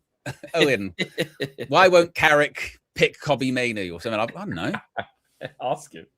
Yeah, and you don't need to say me at the start of it. You can just say, why won't Carrick pick Kobe Mainu? Why does it have to be Owen? Shoot! Oh, wow. Bad touch there from Fletch.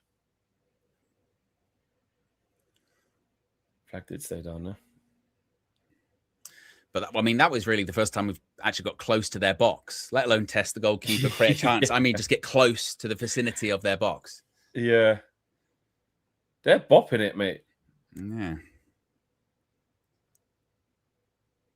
I mean, can we just get it down on the... The question is actually, are we gonna have a hydration break today in this game? Hopefully not. Hopefully we've seen the last of that. Hopefully we've seen the last of it. The problem is I'm just gonna have to get used to the rhythm now. I'm used to the rhythm of having them. So just stop it every 20 minutes. Yeah, exactly.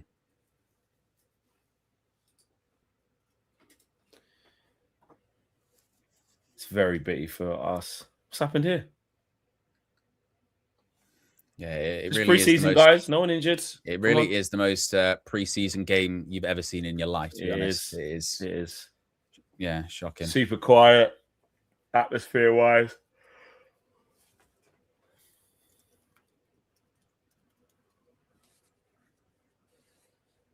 Oh, Santos isn't happy. Saying it's a bit aggressive, mate. Yeah, bit aggressive. I like the game for us anyway, just to settle down a little bit, just so we can actually see people like Santos actually get more time on the ball, because it's so like you say, we haven't started, and every time we get the ball, we either just give it away or they intercept or they win it back. We haven't really seen any. Aiden. Oh, what a tackle! Bloody hell! What a recovery! Keep it simple. That's a great recovery. That. It's the thing about Aiden, Heaven. Oh, well done. He's done brilliantly. Come in the middle. Come in the middle. Oh, it's a bad touch. Heavy. Again, yeah, it was heavy.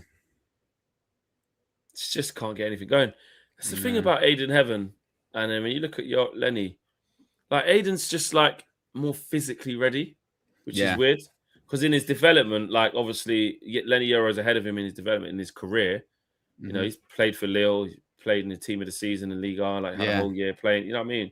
Played in Europe and stuff. Because it feels weird to say that Heaven's more experienced because he's not, but he feels like he is. It feels like he is, yeah. But the attributes he has, they're like sort of more. Oh, is he just off? Hopefully, yeah.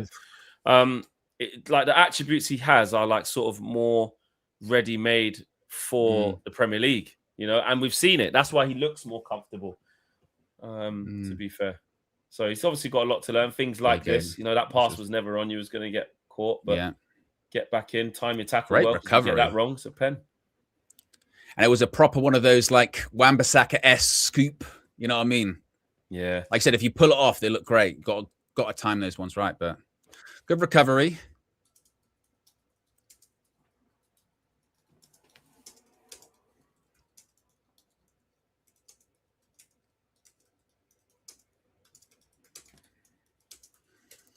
So it'll be interesting now because Wrexham are going to have a little bit of possession.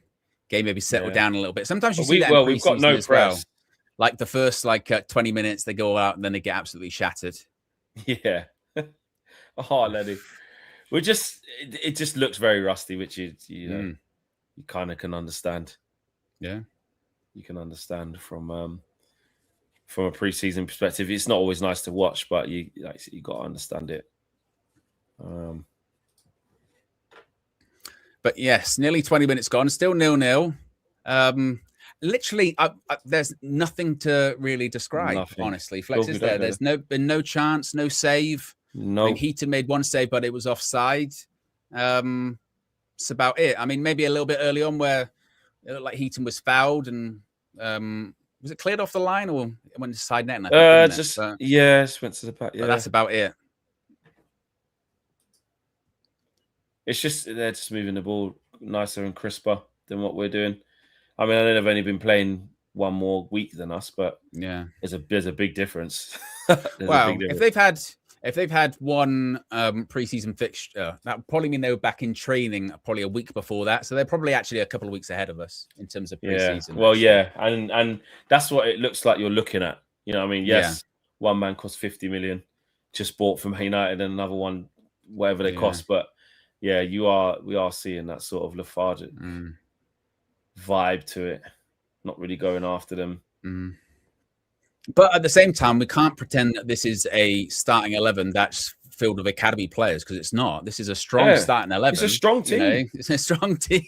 If you go off transfer fees alone, there's a lot of money. Alone, mate. Xerxes was 34 million. Dorgu was 30 odd million. Mason Mount was 60 million. And Mbeumo was 70 million. Yeah. Lenny Euro was 50. Harry was 80. Yeah. Literally, Luke Shaw back in the day was 30. Yeah, 30. Yeah, man. And Andrey Santos is 50. Yeah, exactly. So he passes forward. Look at that. That's a bit better. Come on. Yeah, Luke Shaw got Predators on now. Bloody hell. Yeah, so it's very interesting when you put it that way, but that's too simple. Yeah, exactly. I mean, there's one. Look at that again. Yeah, I mean, that is just it's very bad passing. Oh, there you go. Very bad pass as well. But it has been really. Because that's the thing with Mbeumo. What? That was never on. Mbeumo looks like he can't stand up. Shoot! Yeah. That's a foul. It's a foul. Yeah. Because we forget with Mbeumo, like towards the end of the last season, like he was horrid. He was. He had a really poor end of the season. Yeah. Oh, I hate motorbikes. I just hate them, man. I mean, like, I mentioned this before, and then someone said, which was really good, they said, well, they've got to be loud because they need to be seen. And I went, well, that's fair. But I still don't like it. Ref. Well done, Aiden. Well done. What? I thought that was a foul. Bloody hell. That's not a foul. Done, Aiden. I thought it was a foul, man. Someone said in the chat, get off my lawn. Very much so. Very much. Yeah, motorbike silent, when they're that loud. Sometimes there's cars like that when they put like the muffler exhaust on it. And I'm just like, what are you doing? Oh, we could have gotten a... Well done. I tell you what, a couple of times they've tried those passes where if it wasn't an interception, they'd be right in. Like literally one pass. Yeah. And very crisp. He hasn't got anything ahead of him apart from 4 black shirts. Yeah. Yeah, we're not really getting We're not really getting numbers forward, are we? Really? No, not at all. They look very comfortable. Wrexham. He likes that pass, Andrey Santos, like just that straight line pass into. He's done that about 3 or 4 times now. That one. Keeps doing that. Oh. Yeah. We've had a shot. I've noticed, yeah, good shot. We've had a shot. 23 minutes in when there would normally be a hydration break. I've noticed Andrey Santos does like that little pass. They are easy passes. Yeah. This one here, he keeps doing it like just straight away into someone's feet. But it's good technique. That is a weaker foot. Mr. Weavy says we are not pressing. No, there isn't. It We must are be not. said. There must be said there is not a lot of intensity to our play whatsoever. I mean, Yeah, which is a think bit. that's an instruction of like, look at that. You can't drop off there and let him take that touch there. It's way too much time and space. It's a great touch and turn, but yeah, it is. It cannot be allowed that kind of time. No. We've had more possession though, Flex. Wow, I don't feel like it, does it? It does not. That's weird, isn't it? See what you see eye test 45. versus actual numbers. Because Yeah. I would definitely say like they've done more with their possession than we have, and it's felt like they've had more, but let's go show here. That's why the numbers don't lie.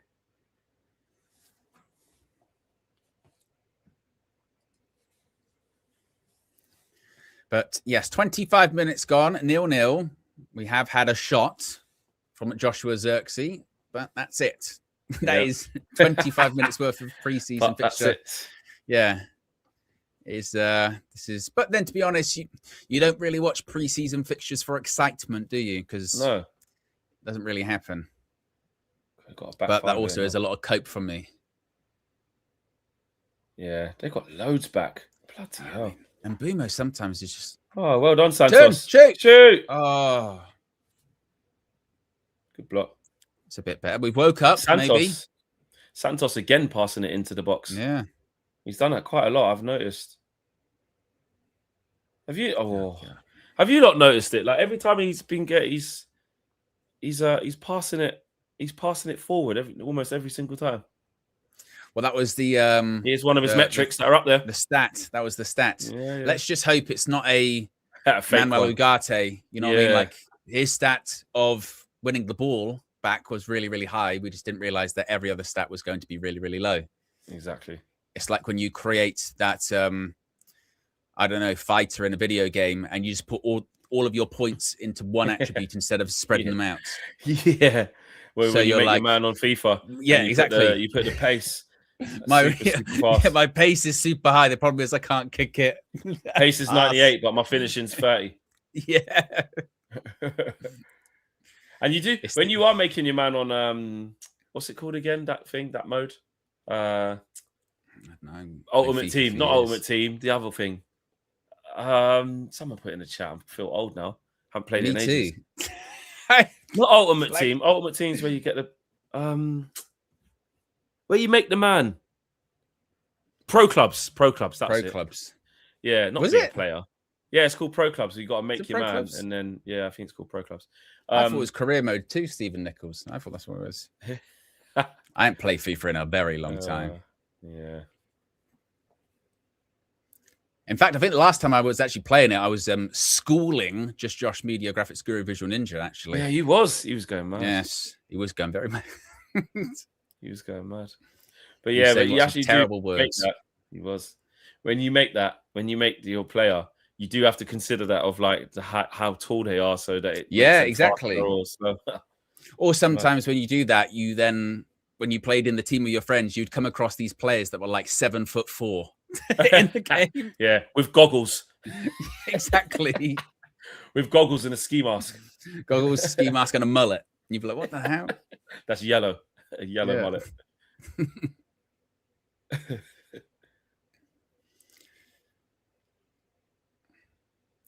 But yes, there is still, to be honest with you guys, not a lot going on in this game. Just literally, it's like training drills, defense versus attack, transition, and not really a lot to talk about. In all honesty. Oh, that's what I was going to ask you, Flex. Are you going to watch the England game later on? I asked this question to the chat earlier. I was saying that I'm really in sort of two minds about it, to be honest with you. One is like, I hate international football now. England, you always let me down. I don't care. This is why I don't care. But then the part of me is, look, it's a World Cup. I'm a football fan. I probably should, you know, but also I really don't care. Yeah, it's too much. Like if when I have my dinner later on, kind of in the front of me and I was kind of scrolling, like I'll go, oh, the game's on. What's on? Yeah. Do you know what I mean? But nah, do you still do that? Do you still literally get on the sofa or whatever, put your feet up and go like? It's funny. Let me look through the guide. I never Santos, do that anymore. Oh, and I like him. He passes forward all the time. That's not foul though, is it? Yeah. Someone was limping there. Yeah, it's Xerxes.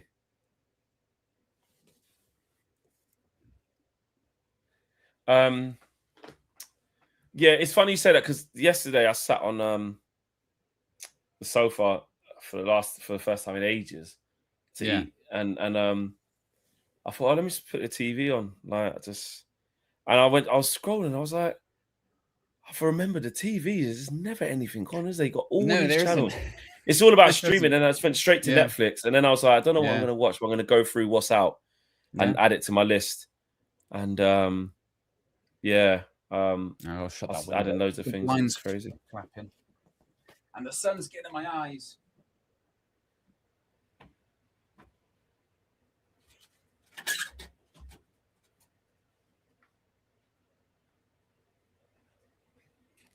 Come on, guys. Do something on the offensive side. Yeah, have something to be able to talk about. Yeah. Honestly. Literally just sitting in. But this is what preseason is like, isn't it? Honestly. Yeah. Go on, Lenny. Oh, he's done well. Fucking hell, who's that? Buy him. Yeah. Buy him. Who's that left winger? What do you think? A Ronaldo moment, you know? Who's that guy? Yeah. Plays against us in preseason. The rest is history. Knock on the dressing room. Bitch just gone in. Yeah, mate. Exactly. Bitch just gone in. You're meant to be going to Arsenal. No, you're not. Yeah, no, mate. You're coming back on the plane with us. Oh, another good ball. Oh, good turn. Oh, Santos has been sent. He's back. Oh, he's been sent again. Oh, tell you what, Santos, mate. Yeah. It's got a running track, this stadium. Yeah. They always feel very sort of European, don't they? You know, sort of those Champions League games. Yeah, those Champions League games where you score and then you have to jump over the advertising hoarding to get to the fans. Napoli. Yeah. It used to be like that at Juventus' old ground. What was it? Stadio da Alpi, off the top of my head, is it? That I think it was. Where would you, this is an interesting one. Where would you say is the stadium where you've had to sit sort of the furthest away from the pitch? I'm going to say West Ham, bro. Is it West Actually, Ham? That was the it's West Ham for a lot of people, wasn't it? Is that you're so far away from the pitch, bro? It's so bad. Like it's, and I've been there so many times because it's a Premier League stadium, obviously. So, so that's probably the worst. I'm gonna say, the old Nou Camp in the away end when they put you behind the perspex glass, bro, in that little box. It's awful. It's awful. You just feel like you're not really in a football stadium. Yeah. So, I would say that. Yeah. Where else was far away that I could remember? Can't really remember. Oh, PSG was quite far back. Ball in. Oh. Ball in. Yeah, first ball in of the preseason. Ball in. A big up to everyone who hit the like button. We are over 1,000 likes, Flex. We did it. We did it. We done it. Good. We did it. Love that, guys. Well likes. done. Yes. Well done. We're up to date with super chats. Everyone good? I believe so. Let me double check. We got one more from SD Ferry. He's been a member for 47 months. Says, Flex, I know you are Jamaican, not Barbadan, but growing up, did your grandparents tell you about the greatness of Sir Gary Sobers? R.I.P. Yeah, I was watching a story about him yesterday. Actually, yes, I did not realize the life and career that he had. It was incredible. Yeah, man. He, I don't follow cricket loads, but as you just alluded to, who said that super chat? Pharaoh, SD Pharaoh. Obviously, my granddad being Jamaican. huge fan of West Indies cricket, so I just watched cricket in his house. But I do know what a legend he was for the West Indies. I think I saw something. He was the first player I saw. Saw a stat. He was the first player to hit 6 sixes in an over.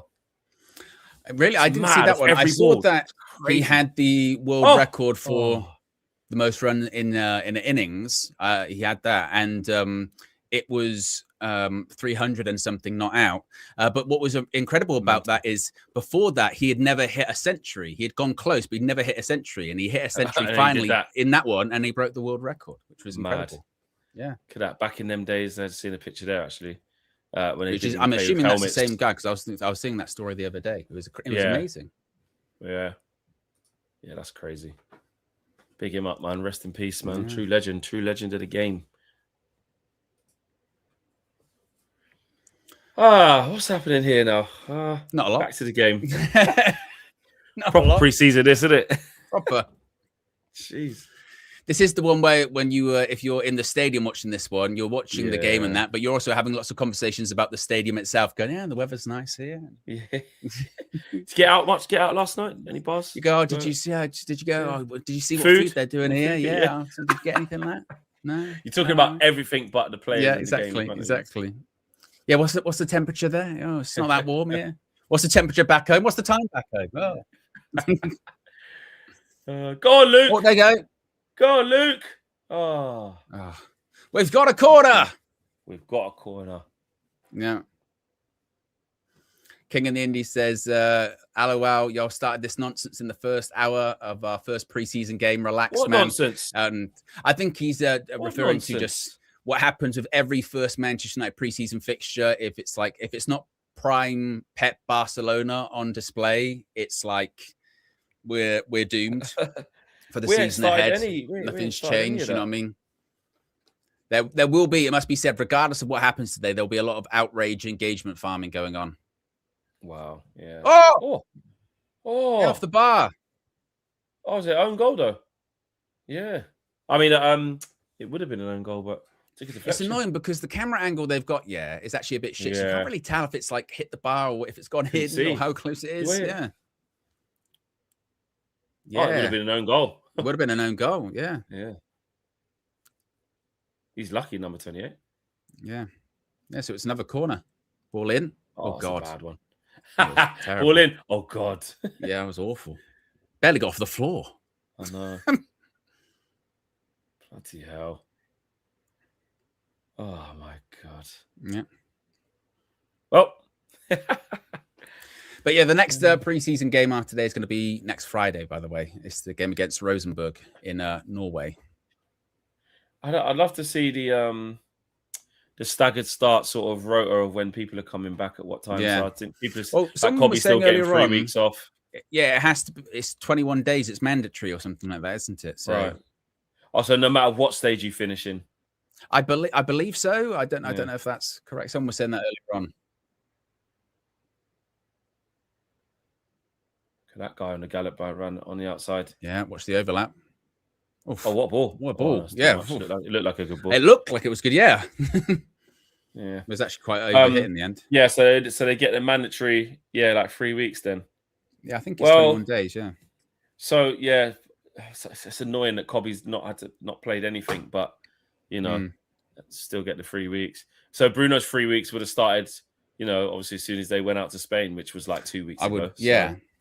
Because, again, some players that went out in the group stage, like I know for Wrexham, so I was saying about Dom, he was at the World Cup with Scotland. Granted, I don't think he got on the pitch, but that was, was that 3 weeks ago? I guess it's about 3 weeks ago. Maybe that would have been about 3 weeks ago. Scotland went out, I would have said. So that makes about sense, doesn't it? Because both of the Fletchers are there today, and one of them was with Scotland. Granted, he didn't play. Oh yeah, but he is there today. Yeah, would have been training every day. Away from his family, not his free time. So, yeah, because otherwise, it's from a work perspective, you don't have any literal free time away from work. Yeah, exactly. We just think of it as fans of like, mate, when you come back, need you. Exactly. It's just a game, mate. You know what I mean? It's not even a real career. It's just a game. You didn't even pay. You didn't even play. Yeah, exactly. So you just sat there the whole time. Yeah. When you were on the bench, you were sitting there in a nice chair, heated up. It was fine. Or being cooled down. It's not like you were training every day just in case you had to play. Yeah. Yeah, in case called upon. Exactly. But some players might only get like one preseason game and then that's it. You're in the Premier League. Yeah. Oh, oh, there you go. We've conceded.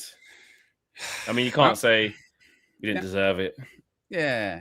You know, a goal back post, nobody there, no pressure on the ball. A really rubbish goal to concede that. That was a very like basic training goal. It feels like. Yeah.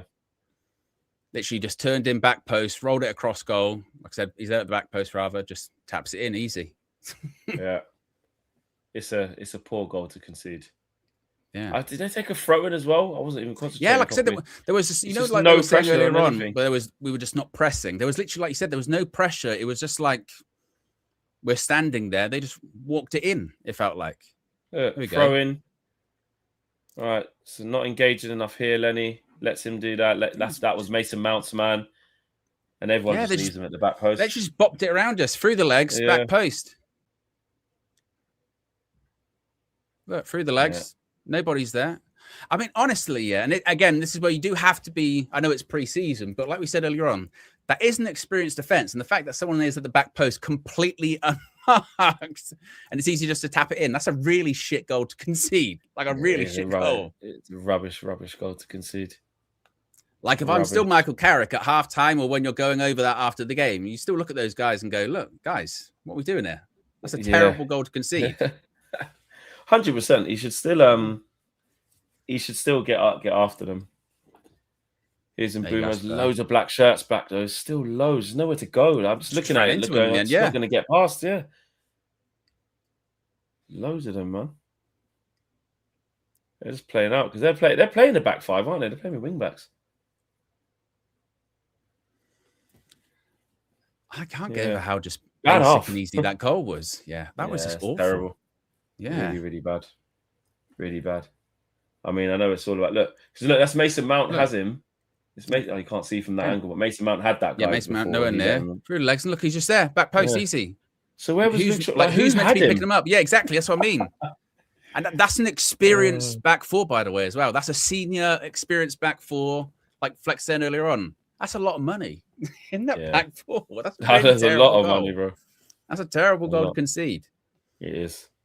Again, that doesn't mean like, Carrick out and all that kind of bullshit. But no, whilst you don't have to take it a result too seriously, but you still have to look at it and go, come on, guys. Yeah, you got to look at what's going on. Show something. Exactly. Yeah.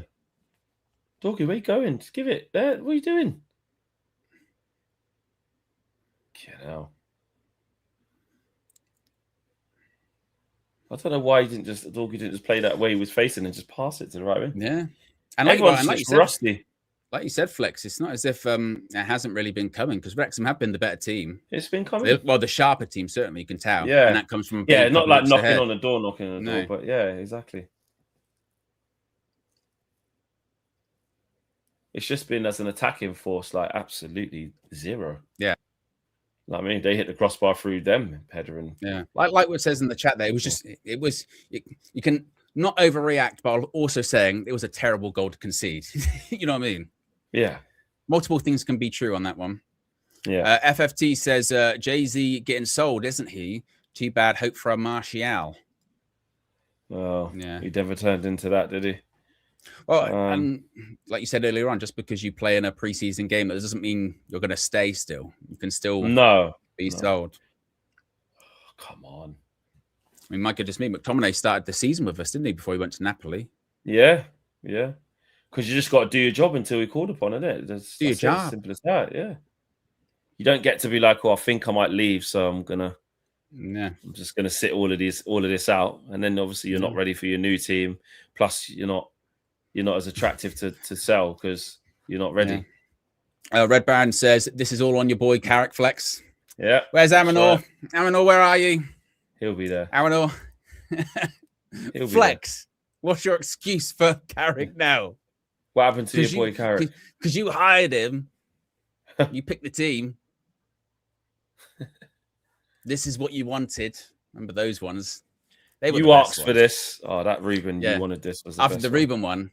The people grandstanding after Ruben left, and it was like See, Ruben was this amazing figure. What a strange bunch. Oh, what is that? Put so much on it. So much on it. As Daniel Luciano says here, Flex, hope you're happy. Remember, you wanted this. Remember, you wanted this. You wanted it. You asked for this. You won. Flex gave him the contract. I hope you're happy. I hope Ineos's paycheck was worth it. Brown envelopes. Flex voice. Sack Carrick now. Sack Tuchel now. Sack everybody now. I was on a mad one the other day. It's not too late for Nagelsmann. I was so angry. No, for the England thing. I was so angry on DR. Oh, Xerxes, bloody hell. I said, just sack him. I said, I don't care, mate. Liam Rossini, I don't care. Bring him in. Bring Gary O'Neill. Bring Eddie Howe. Bring anyone. I was saying just crazy stuff.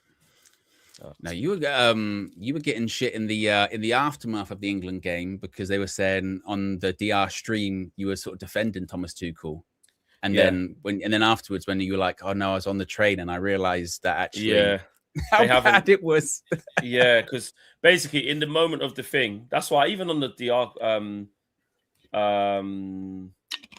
like comment section, I was like, no, I was 1,000% wrong on this. Like I thought about it and I realized and a lot of people might not have watched the Football Flex video where I clearly say I've been on the train, I thought about this. It's 1 a.m. I'm super angry. And there is half time. There is half time. A half which featured us conceding a terrible goal, and that was about it, folks. That's the analysis of that first half. Yes, Flex, do you want to overreact to that conceded goal? Or do you want to be realistic? What would you like to do on that? I'd like to do a bit of both, actually, maybe. Because in all honesty, it was a terrible goal to concede, like objectively. Yeah. And in all honesty, that was a shit half of football. Yeah, it was just, oh my God. That's probably one of the most boring halves of football I've ever seen in my life. Yeah, it was very bad. So from our perspective, it was very bad from a performance level. Let's just say what we saw. People were too slow to get out to crosses. We had no intensity about us. They were pressing us. Passing was off. In the final third, we just didn't have anything. Let me mute this. I know. I was trying to look at this. Okay, yeah. How good. It's so different to like, look at that. Limbs, fucking everything. I know. When you see it's just that half, which maybe featured about 17 people in the crowd going. Like, I'm pretty sure when they scored, I heard maybe one person go, "Yeah, yeah." It's a different level of thing. But it was a bad half for Man United. Michael Carrick won't be happy with that at all. That's one thing. No. He will, even though it's the first game of preseason, even though it's the first game back, and you're trying to shake off the cobwebs. Michael Carrick will be going, guys, that's not good enough. You know, no, definitely, at all. So, and then other than that, you go, it's the first game. It's okay.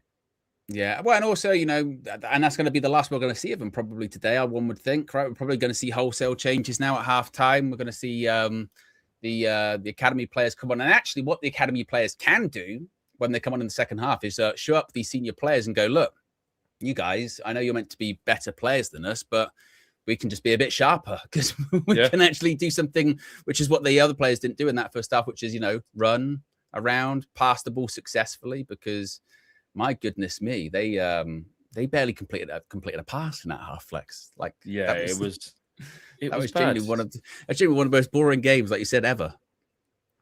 It was bad. it was bad. No injuries though. Let's look at the positives. There's no injuries. Everyone unscathed. Andrey Santos passes forward. I was just about to say, you said you were on Andrey Santos watch. Yeah. What's your Andrey Santos watch? What's your scout report there? Scout report says gave the ball away a few times. Computer says, like, little print then. Scout report says no. Computer says no. Scout report says gave the ball away a few times. Little bit, messy on the ball, like a lot of people were, and other times tries to pass forward. Scout report says, Yes, Scout report TBD. says TBD. Exactly. Oh yeah, great goal, Xerxes. Don't know how This he was scored a that great this goal, day. wasn't it? Oh, Remember when I was watching that, going, "How's he scored that?" yeah. And that was, if I recall, that was one of those games where before we scored that one, it was like, we're playing shit. What are we Oh, we should doing? have got absolutely Blah, blah. battered in that game. Yeah. Remember, it's Yeah. because Mateta just didn't have his shooting boots on. Yeah, exactly. You know what I mean? Off topic, because there's no point talking about this at half time and see who Mhm. plays. Like highlight from last season, everyone's warming up. Look at that. There you go. So probably whole change changes. Like, what are some of the things that stick out from last season, like good or bad? Like, do you know, like, because sometimes there's games on there that make you go, oh, I remember that Brighton game 4-2. Yeah. It was Like, it was that those first two Carrick games, in all honesty, wasn't it?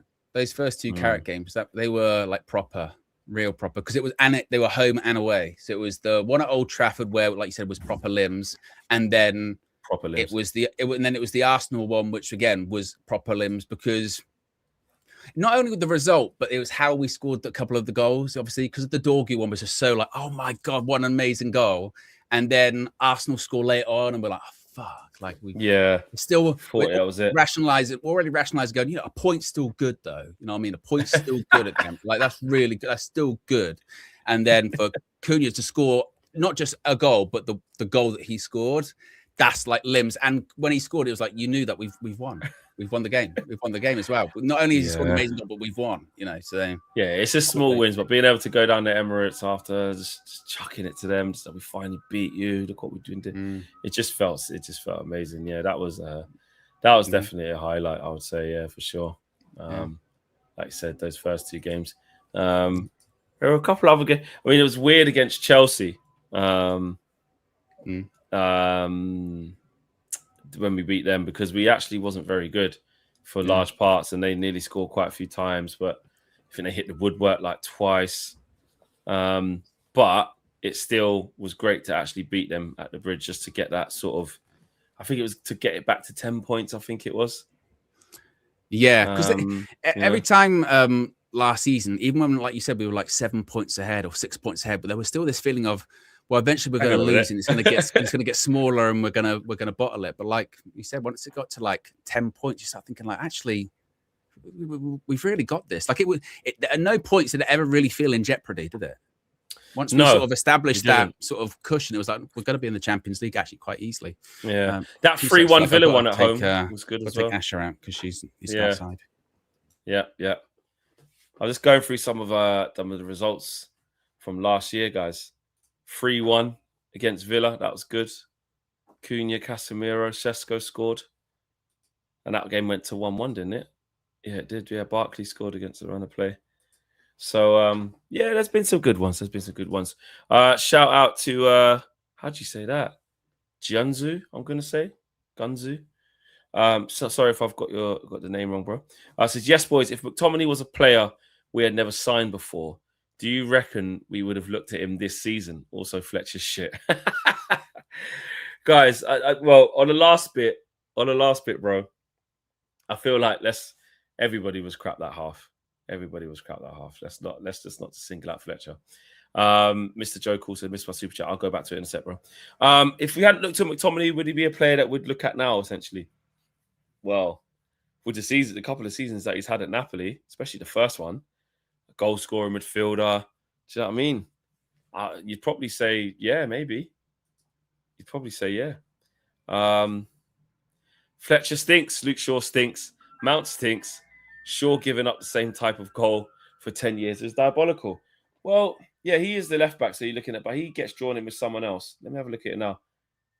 Oh, gosh, no, it is fully Luke Shaw. That's his guy. Yeah. Just runs it. Oh, no, Luke Shaw gets attracted to the number 11. So between Aiden Heaven and Luke Shaw, it's 2v2. They've both got to do it. Luke Shaw does have that guy. I think it's actually Aiden Heaven's man who's probably closest to him, if I'm being honest. But between both of them, it's very bad. It's not good, is it? It's not good. Kenny Fan TV says, I know this is pre-season, but this is not a good look. Listen, if you play that badly in any half of football, it's never a good look. No, you're never going to look at that and say, well, this is positive. There's something to build on there. There's good signs. No, you're going to look at a half like that and say that was shit, which is what it was. It was terrible. But, like we said before the game, man, we can't be we can't be doing a madness. We can't be overreacting and saying, this is what I mean. This is why this is what. The whole team's not even there. Do you know what I'm saying? Yeah, exactly, Daniel Luciano. I remember this. We've also looked amazing during pre-season and had a terrible season. It doesn't matter. There's times where teams have lost, like you said, many games in pre-season. And then it gets to the actual season and they're fine. Do you know what I'm saying? Obviously, there's other times where you have shit pre-season and then you actually start the season and you realize that you're not ready as well. So that can happen. Yeah, there's like a few youngsters ready to come on as well. But at the same time, listen, we're not going to overdo it. Not a good half, terrible half, shit goal to concede, massive cobwebs, but it's pre-season. It's pre-season. If this is happening in the AC Milan game, if this happened in the PSG game when you're right near the end of pre-season, then you're worried going into the season. And even that doesn't mean you're 100% going to have a shit season. But, you know, we have the last few pre-seasons. I remember when being KG a couple of years ago. He was like, as when we played Dortmund, actually, and we didn't beat them. It's the famous, we're not ready. Yes. Yeah, the famous, we're not ready, you know. Yeah. Like, nah, I'll be all right. And then we proceeded to start that season shit. And I think, yeah, Ten Hag got sacked after that. Yeah, I mean, it's weird with pre-season, isn't it? Because it's quite boring, isn't it? Because we have the discussion every pre-season, but it can both mean something and also mean nothing at the same time, which sounds so wish-washy, but it is legitimately true in the sense that I remember Louis van Gaal's pre-season. We won every single game. We beat Real Madrid. Who else did we beat? I think AC Milan. Was it Liverpool as well in that pre-season? I think we won that whatever trophy it was at the time. And we were like, oh my God, we are so fucking back. Because we weren't even that far away removed from winning a Premier League, right? We're like, oh my God, Louis van Gaal. And we just beat everyone in this pre-season. It's amazing. He just come third at the World Cup as well with the Netherlands. It was, oh my God, we're back. First game of the season, Swansea, we lost at home. And in fact, I think that first 5 games, I think we lost 2, drew 2 and won 1 or something like that. It was horrible. Jesse Lingard done his knee in that one as well. He played well through the pre-season, was going to start like all the games and then started that game and done his knee. Yes, but so yes, it can both mean something but also mean nothing. Like, again, 2 things can be true from that first half. One, you don't want to go overboard because it's like, oh, no, we were terrible and we're going to be terrible for the season ahead. But also, you can look at some of those players and say at the same time, well, actually, you are still experienced professional footballers. Yeah, there's a lot of money on that squad. Even being not necessarily sharp, you should still be able to pass the ball. You should still be able to, you know, actually take a decent touch. You know, those things should be sort of basic football fundamentals, right? So you should be off it, but not that far off it. And that back four is an experienced and expensive back four. They shouldn't concede goals that are that easy. No, but maybe it's that's the thing. You know, top level football is that if like in pre-season, if you're off it for even a couple of seconds, that's the difference between conceding a goal and not conceding a goal, right? Because you can just have a lapse of concentration. So maybe that's it. Maybe that's the reason why. Yeah, exactly. And we just listen. I just think we can't go overboard. Obviously, yeah. Like the young kids coming on now. Whole team's coming on. Oh, Dangor. That's what I said earlier on. I said it's not 2024 anymore, but it's still Dangor. But it's still Dangor. Yes, big up, man. Dangor. Ethan Wheatley. But Ethan gave me a couple of tickets to one of the games once for Arsenal. Big up to Ethan. Okay. He was on loan. He was on loan. You and your flex connections. Warsaw. Not bad. Yeah, but then I ain't spoke to him in ages. I lost flex connections. So yeah. Oh, so you used him for the tickets. Oh, you're disgusting. He used me. You know, and yeah, he used me, mate. Not you blaming the kid. Yeah, nice kid, man. Nice kid. He used me. Standards on the floor, 2024. Stand on the floor, 24. Dangor. That's such a deep cut now, isn't it? Dangor. Look at Fosu Mensah. Look, Rashford's there. Who else is there? Oh, yeah. Tuanzebe's there. Who's that crying? Who is that? Is that It's not Dangor, is it?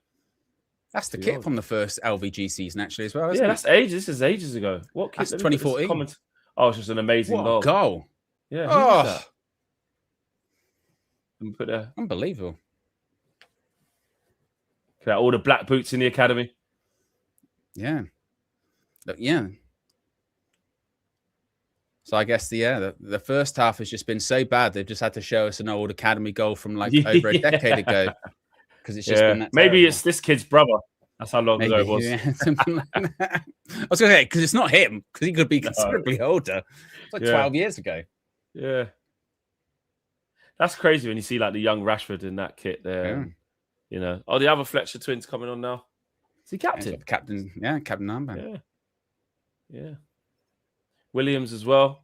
Nice So kid. is it 11 subs or is it 10? Have we still got Heaton in goal? Or let's have a look. I'm not sure. Are we seeing it looks like Conor Gallagher. Yeah. Got that hairstyle. I know. Slick back. Oh, we said we're envious of the hairline there. Jeez. Yeah. Good mane. Yeah. Look, I say you could proper. Not like us, Fleck. Not like us. I know, right? There you go. Oh, are they saying that's him who's coming on? He's the one that scored the goal. He is. Oh, right. Oh, right. He used to be in our academy then. Right, yeah. Right, that would make sense. Where are we at in terms of the likes, actually? We've got over 1,500 people watching. We're nearly at one like away from 1,200 likes. So if you haven't already clicked the like button, you could be... Oh, someone was. We've hit 1,200. Come on, people. Well done. You're putting in more effort than the United players in this preseason fixture. Yes. Well done, people. A couple more super chats here. Jason says, Carrick must go tonight. Awful, no style of play. Don F says, Fletcher and Xerxes, I need to have a word. Oh, yes, it weren't good, were they? But you know what? I do like, we had 57% possession Flex in that half. I'd have never said that. We didn't do anything with it. We had more shots, allegedly. We didn't have one on target, though. So it's like Amorim all over again. If you look at the stats, what including the score line, no, not that one. Just the stats. If you look at the stats, we used to do that under Ruben all the time. Remember, we're creating more, so you know we're top of the league in XG. We're top of the league in XG. Guess what though? We're not top of the real fucking league, are we? I know. Oh shit! Hold on. Let me just get a drink quick because when you went, I'm gonna go get a drink. I'm the same. I've got a really dry mouth. I don't think it's because I'm even used to doing streams this long anymore. I'm rusty. We're all rusty. Not only the players. Flex couldn't even log into the show earlier on. Literally, I can't believe he literally messaged me. Well, he messaged me and then also had to type in the chat that he couldn't log in. And then he could log in. He just was on the wrong thing. So we're all a bit rusty. We're all a bit rusty. Right. We await kickoff. Make sure that that is true, Steffi Jenks. I do still do the wrestling streams that go forever. Yes, that is true. If I can stay up. Still, someone was late onto the pitch. Oh, it was Dom Heim. There is Dom. Has the captain's armband. And we're off. As I mentioned earlier on, for those that weren't here, what they say about different degrees of separation. The Wrexham captain in this half, Dom Hyam, it's actually his first minutes since getting back from the World Cup with Scotland. A little known fact about Dom Hyam and myself is that we used to be teammates. Yes, we are from the same area. We were teammates at schoolboy level for Mid-Oxon, not even Oxfordshire. It's just little villages in Oxfordshire. We got to the finals of the schoolboys tournament, FA schoolboys tournament for the first time, which was a national competition. We beat Liverpool on the way there. We got to the final. First ever time our district had done it, and we lost. We lost. But yes, Dom and myself are used to be teammates from the same thing. We do still keep up. I tried actually. I reached out to try and get him on the channel for a bit of a preview for this, but we couldn't get it together in time because it was a bit of a last minute thing, and you have to kind of clear those things. But yes, so the more you know, different degrees of separation. Yes, what could have been. He was always really, really good as well. Really, really good. It was, to be fair, it was just wild seeing him at the World Cup, like when he was doing the national anthem, especially the Scotland ones, because the Flower of Scotland national anthems were amazing. So him being there was amazing. And I when I was talking to him, I said, you know, what was it like? And he was just like, honestly, the experience was just once in a lifetime. In the stadium, in the centre circle, even singing the national anthem. Singing the national anthem, he was like, it was just unbelievable. He was like, you can't even describe it, you know. That's crazy. Yeah. That's crazy. I did hear that story that you was just saying there. That's great. Was he? Where's he play? Centre mid. Where is he? Centre back. Oh, is that him? Number 8. Which one is he? Number 3 or number 8? He is the captain number 5 and a half. Yeah, captain. Oh, they got 3 centre backs. That's why. Yeah. Okay. Yeah. Oh. They don't actually have a permanent captain, Wrexham, since James McLean left in January. They had in January he left. Yeah, he left. He went back to Ireland. Yeah, so they haven't got an actual captain, but basically he's been the captain more often than not since McLean left. So I think he's probably going to end up being the permanent captain. And he was previously the captain at Blackburn before he went to Wrexham. The more you know. Owen, you would have done better than Onana for us. I think you would about have. 50-50. About 50-50, honestly. About 50-50.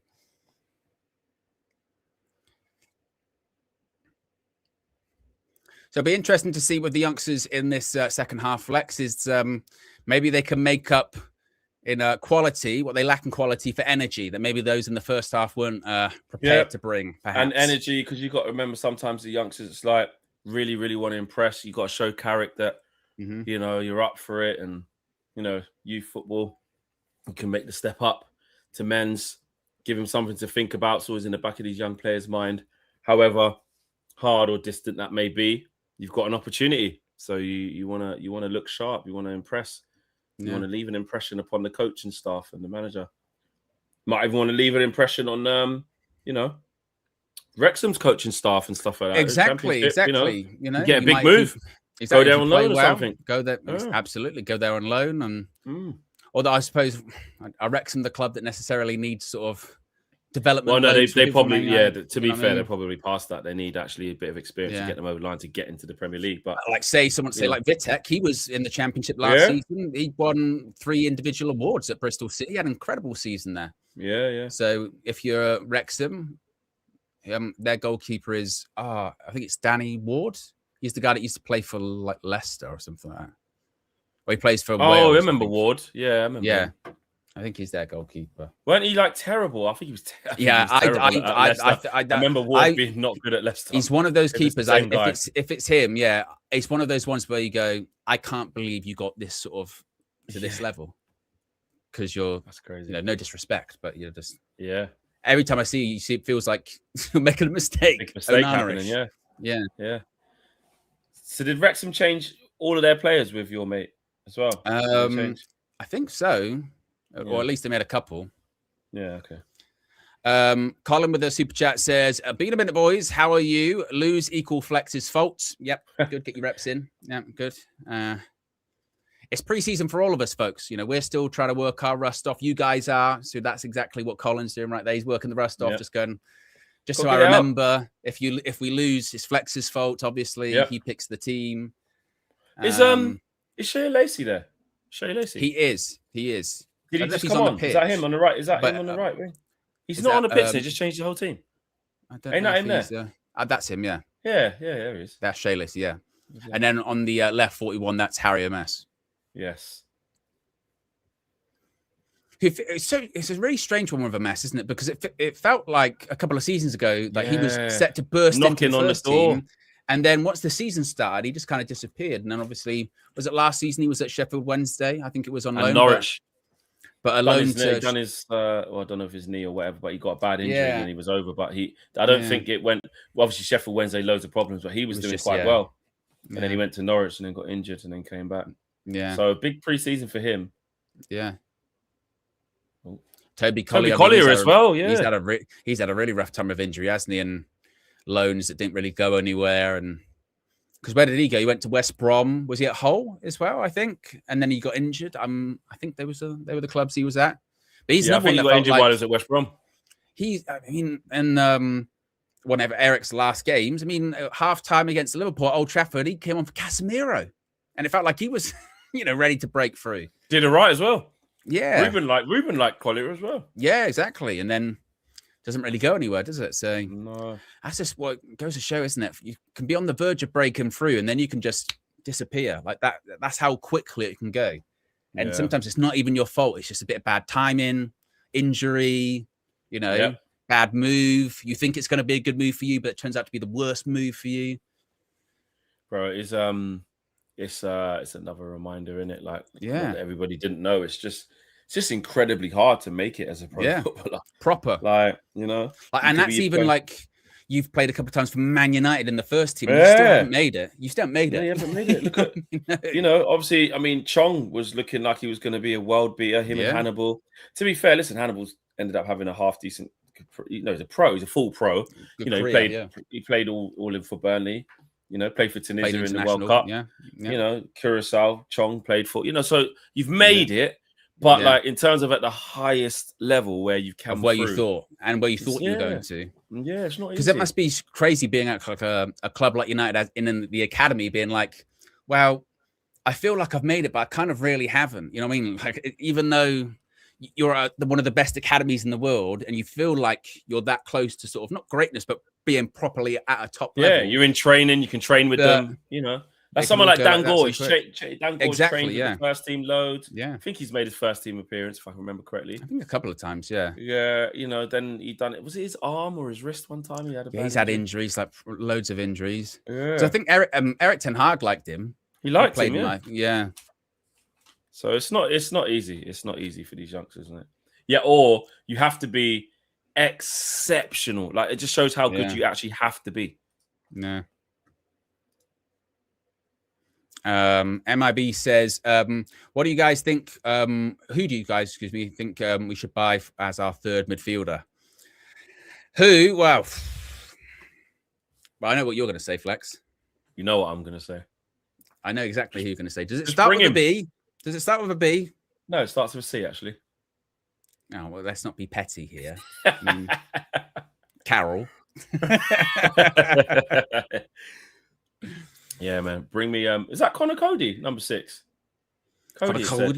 Yeah, is it him? It is, he's gone. He's gone to Wrexham. Ref.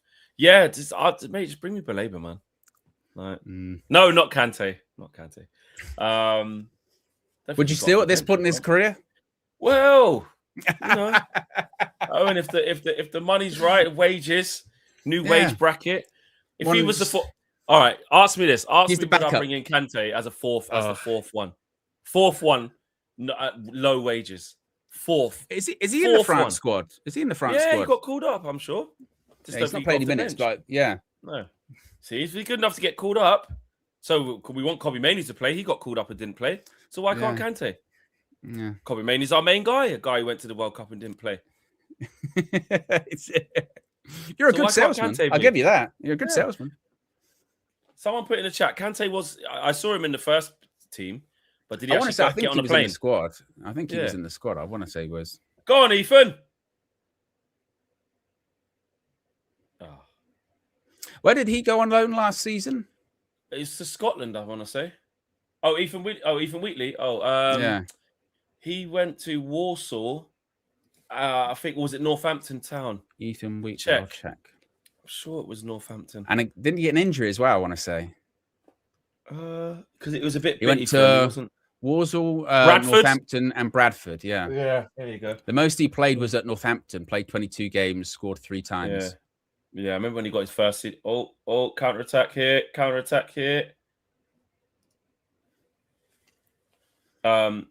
Yeah, I remember when he scored his first senior goal and he'd done a post and stuff. Yeah. Because he's actually a deceivingly big guy, isn't he? He's quite tall. Yeah, he's massive. Yeah, he's tall kid. He's quite lanky. But like if he filled out a bit more, like he's a bit of a Calvert Lewin-esque kind of sort of. He won a couple of years ago. He won the is it the Jimmy Murphy Award? Yeah, Young Player of the Year. For the Young Player of the Year award. Kante was an unused sub. He's 35. Okay with that? Yeah, I am for a fourth choice midfielder coming on 10 minutes, close the game out. Got lungs and get after people. Yeah, I am okay with that. Fat four. Are you okay with it? He's been okay with that for like the last 5 years. I think it's going to change. That bit where he left, when he left Chelsea, is that when he went straight to Saudi? That time? Yes. Yeah. Then, even though even then, after that first season, I think there was the thing about he might go to West Ham. Remember that? He's going to go to West Ham. Yeah. And I was like, and you were like, see, get him. I'm telling you, he'll be like player of the season in the Premier League. I'm telling you. Didn't happen, obviously, in the end. Then he went Saudi and played in the extreme heat and played loads of games and wasn't injury prone. So and then I think he was still starting for France at the last Euros as well, wasn't he? Yeah. It was like, see, I'm telling you, see. And then this one was a step too far. But listen, it's in the squad, mate. It's in the squad. So you're fully like entering that that era now in your life where you're like the sort of old man saying things and people going, see. You don't know, do you? See, yeah, see, exactly. You don't know, mate. You don't youngsters, know. You youngsters think you know everything. See. See.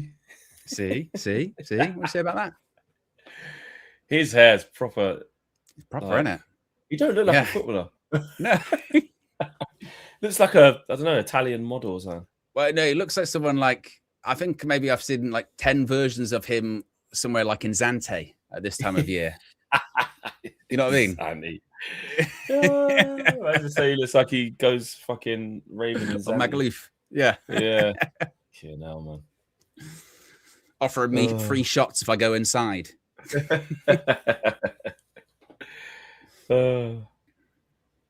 One of you go. Not both. Oh, all right then. Win that. Hold on, boys. Come on, let's get Shea Lacey on the ball. Come on, Shea. Sorry. There you go. God, it's 3 guys around him. Pace. Bloody hell. Remember, who did he come on against when he hit the crossbar? Oh, yeah. He has shaved his head. Yeah. But he's not showing it.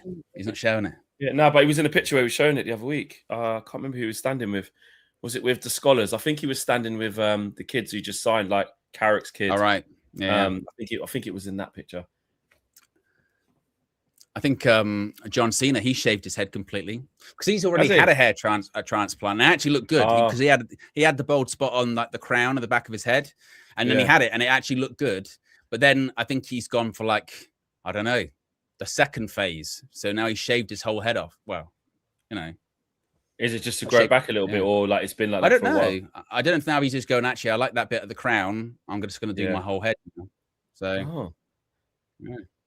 How expressions in TNA then, which is incredible. How is TNA? Oh, what a touch, by the way. What a touch, yeah. Kept it in as well. Go on, go past him. Oh. Tell he's got something in it, Shane. Yeah, he's quick, isn't he? He's got that kind of, like you can just feel it. Yeah, he just needs a bit of grounding. He needs some football, but he's got something. Yeah. We were talking. As soon as he picked the ball up, we both went quiet. You know what I mean? One of those players. Straight away. They just get your attention. What's he going to do? Yeah. But TNA, I see the guy that he's like he's the manager of like AJ Francis. Like is that like a really good like grounding, good starting that's point? Amazing. I mean, good entry. Like that's amazing, crazy, isn't it? TNA's probably it is. It's like the third biggest promotion in the United States.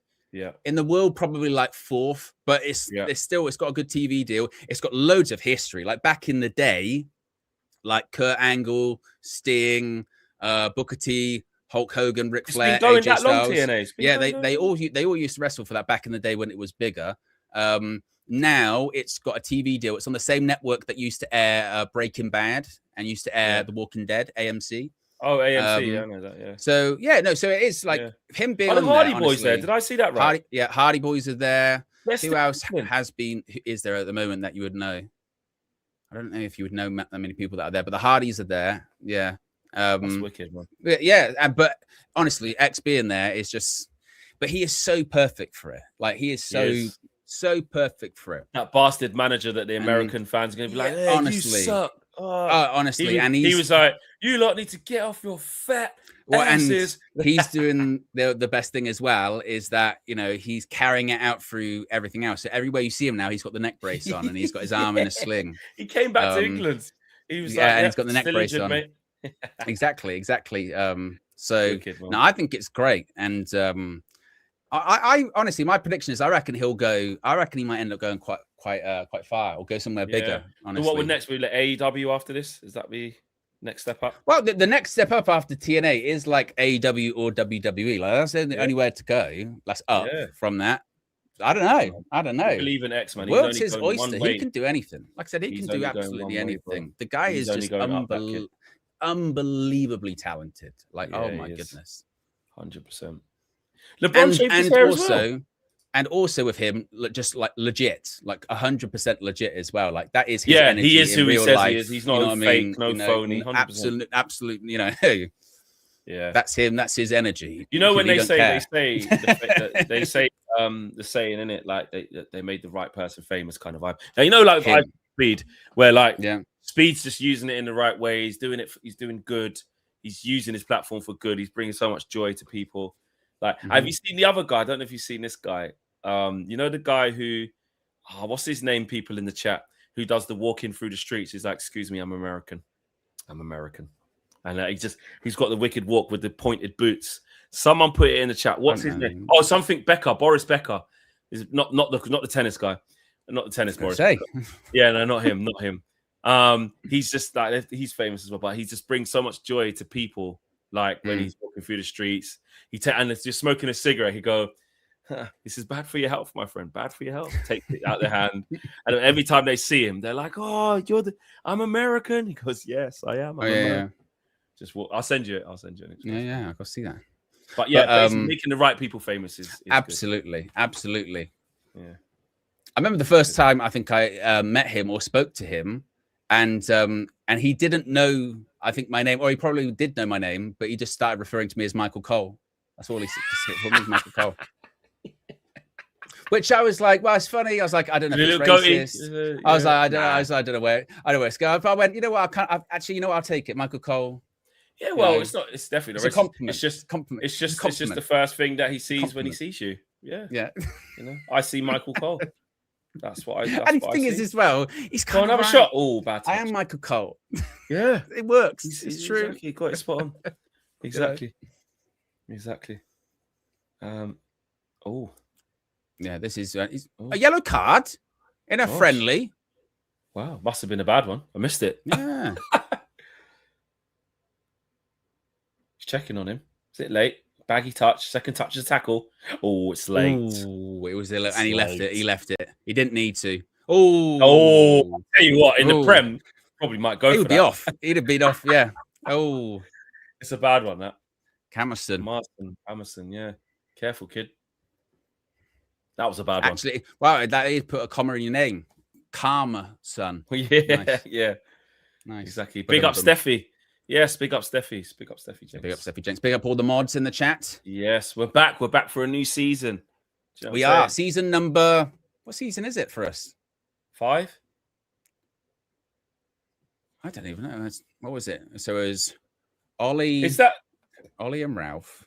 Eric 1, Eric 2, Eric into Ruben, and then Ruben into Carrick. So it's 6. Carrick. 6. Wow, this is the 6th season. 6th season of United V. Wow. Yeah.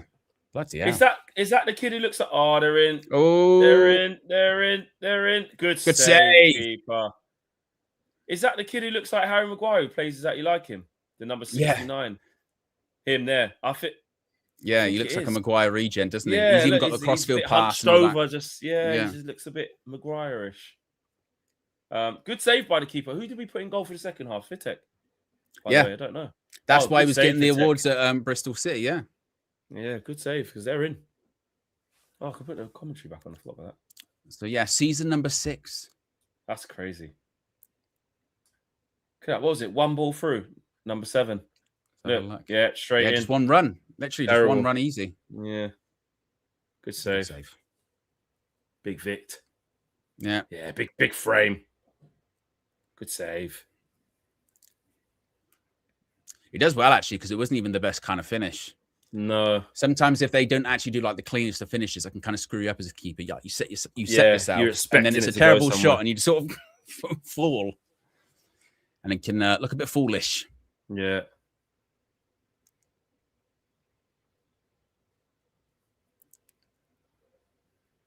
Come on, boys, give us a goal. Come on, kids. Let's have a bit of a attacking action or something. Yeah. So remember, after the game, you've got to summarize this. How can you do a Flex's view on this, Flex? I wasn't planning to. Not gonna lie. Maybe just sort of just describe your day. Just describe your day afterwards. Well, I think the people expect to hear from you after the game. They want to get your analysis on the game. That's what they want. That's what they want. Well, yeah. Well, I mean, depends what the audience wants. I think, to be honest with you, Flex. I mean, I think the audience. One's in the chat. One's in the chat. Yeah, there's over one's in the chat. People. Yeah. If you want a round, do you want a 8 to 10 minute roundup of me after this game? Oh, Harry Amos has been done there. He's been sent. Would you guys like to see that? Yeah, they're calling you a part timer. They want, yeah. I think I was going to do it anyway. I was going to do it. Yeah, anyway. I think you fair. Give the audience what they want. To be fair, Austin Baker says 2. Says 2. Yeah. Doesn't it's want your job, Fleck. Yeah, Austin's like, I love you. What was I expecting? Everyone to go actually 2. No, fuck off, Flex. You know what I mean? Let's just all say no to Flex. We actually don't want to hear from you. That could have gone terribly wrong. Just do your job. The ultimate rejection shut down the channel. The audience has turned. Yeah, we don't want to hear from you. Yeah. It's your job. Nah, I'd rather hear your grocery list, honestly. Yeah. It's a mixed bag. Yeah, exactly. Bun it off. Have to the beach. Head to the beach. Yeah. Not a beach near me. Exactly, show. It's just it's pressure from me. It's a power play. It's a power play. That's what it is. Oh, mate. Get the likes up, says K-Flow. Good advice. Yes, Good exactly. advice. We're at just over 1,300 likes. Let's see if we can get to 1,500 for a pre-season fixture, which has had little to nothing that has happened. Is that what I'm going to say in my roundup? Is it? Is that what you want me to say? Yeah. Yeah. Be honest, Flex. They want to hear from you. Your public wants to hear from you. You get nothing but honesty from me, mate. A lot take of people the day, Flex, as Daniel Luciano. He says, take your day, mate. A lot of people have been talking about. Have you seen Andrey Santos' TikTok? Yes. He does the analysis of the game. Like, it's really in depth, and they're going, this is like the most amazing analysis of the England game that I've seen. It's really granular and it's really, really good. Oh my God. That's, I think, what people expect from you for this game. Well, that's what I'll do then. Yeah, I'll do. I haven't seen Andros on TikTok. I've seen him on he said he's watched the game back like 3 or 4 times now. That's the same one. That's the same one. It's the same one. Right, okay. He's like, I've watched it back this many times. Then he does this like really, really in depth. And there's a lot of debate about if it's really, really like high intelligence or just complete sort of gobbledygook. You know what I mean? Just like who even knows what he's actually saying. Andros is on a real health kick, man. Andros is flipping eating raw bloody beef. Well, he's like making his own yogurt. He's making his own toothbrush. He's wearing the glasses inside. He says, that's what I mean. He had the glasses. He says, we wear sunglasses. The government tell us to wear sunglasses to protect our eyes from outside, but what about the light from the inside? So, so Andros is on a he's on a health kick. He's interested. It's interesting, Fleck. Yeah. He had a wicked way. I saw him how he gets his kid to eat liver though, because liver's really good for you. So he puts it in their salad without them knowing. My mum used to do that with me with carrots. Yeah, just hide it in the actual spaghetti bolognese. She used to like blend them up and then put them in the whole thing. And then after I'd eat the spaghetti bolognese, she'd go, "Did you know there were like 3 carrots in there?" As if I was going to go like, you know, like, Mum, what have you done to me? It's okay. But yeah. What were we even talking about with that? The breakdown of the game. Oh yes, I saw the one he did about. What have we been talking about? That's how you know how this afternoon's going. He was doing one about an Easter egg. He didn't want to give his kids actual processed chocolate. Easter. Oh yeah, he made his own. Yeah, and he made his own chocolate. Yeah. Oh. It was nearly a chance. It was a good run from Dan Gore. Yeah. Don't think Chido's going to get on the pitch then, is he? Chido. He's there. Let's have a look at this. It's probably our best move of the whole match. It is. It wasn't the best ball across goal, actually. Bit too close to the keeper. But yes, he made his own Easter egg, and he did explain. He did explain that in a lot of chocolate, there's a lot of bad things in there in that processed chocolate, which I did learn quite a bit from that. What was he saying about? Is it palm oil? Is that what it's called? Oh, is it palm oil? I don't know. The things he's saying, he's done a lot of research. Like he's saying a lot of sense. He's just going back to he's like, listen, the cavemen, this is how we used to eat. So you can't tell me that it won't work. And he's ripped. He's in great shape. I think it all started when he said he'd done his ACL, I think it was. Because before then, he was eating the chicken feet for the protein to help him with his ACL. And then he just done loads of research into like processed and unprocessed stuff. And he just started going on a mad one from then. I think it was when he was at Luton. Is that when he did that? Yeah. I think it was. Done a year at Luton in the Prem, didn't he? And he did well at Luton as well, actually, didn't he? He did. Yeah, he did. Where's he playing now? He's playing abroad somewhere, I think. But still doing his punditry as well. Have you ever eaten chicken feet? I haven't, no, but in the Jamaican culture, shout out you lot, cow foot. That's what I was going to say. Is that a cow thing? foot soup, bro? It's in the soup. You can get that. Oh, yeah, you get chicken foot. Yeah, there's chicken back. There's gizzard, you call it as well. It's got like little bits and things in there. So yeah, Caribbeans we eat a lot of things like that, but I tend not to. Well, there you go. Tend not Ball to. in. I just don't. Oh, over here.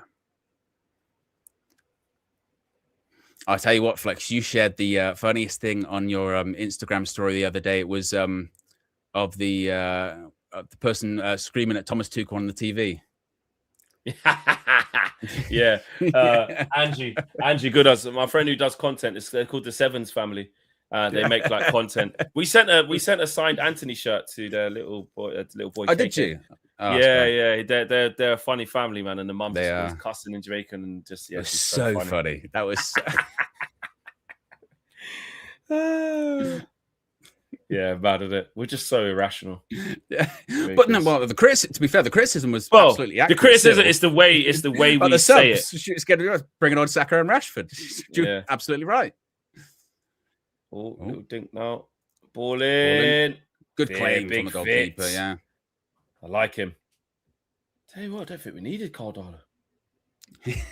Yeah, but obviously he's going to play. Yeah, because he did so well last season that he needs to go for his own development, especially for a goalkeeper, because playing is just like gold dust. Because like people always forget, like people don't, like for a lot of clubs where, well, you need like 3 or 4 midfielders or maybe 5 midfielders in your squad. You only need so many goalkeepers, and only like 100%. One's going to really play. The other one might play a little bit, So if you can actually find somewhere that you can play regularly, you'll like sit there for a long time, because that's the difference. A lot of good goalkeepers end up not making it not because they're not good, but they can't just break into the team, because you need a couple. Can't get an opportunity. It's tough. Yeah.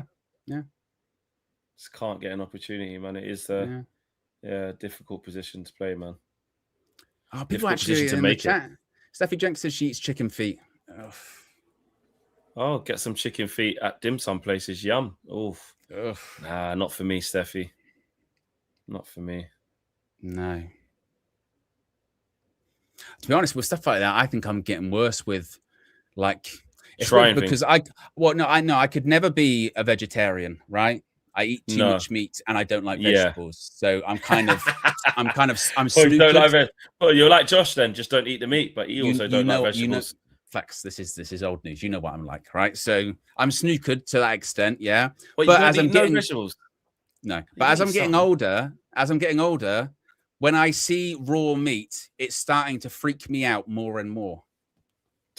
So I don't like eating quite a few different meats now. Why? Like what? Because I just don't like the look. I'm starting to be able to picture them too much as what they used to be. Come off it. Come on. I can't explain that, but there's only and I'm running out, honestly, of them because I just can't.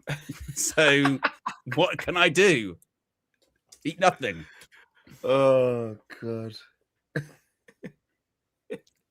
So yeah. So that's how the game's going. Wow. Is that I'm getting irrational fears of certain meats. See, K-Flow says you and me both. Oh God. Steffi Jenks says, what do you eat, Owen? A lot of pasta at the moment. Really? Pasta? Yeah, I'm not a huge pasta fan.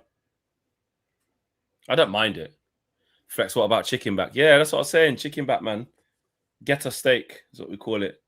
It's like when money's down, when funds are low, bro, you just get it's the shit bit of the chicken, essentially.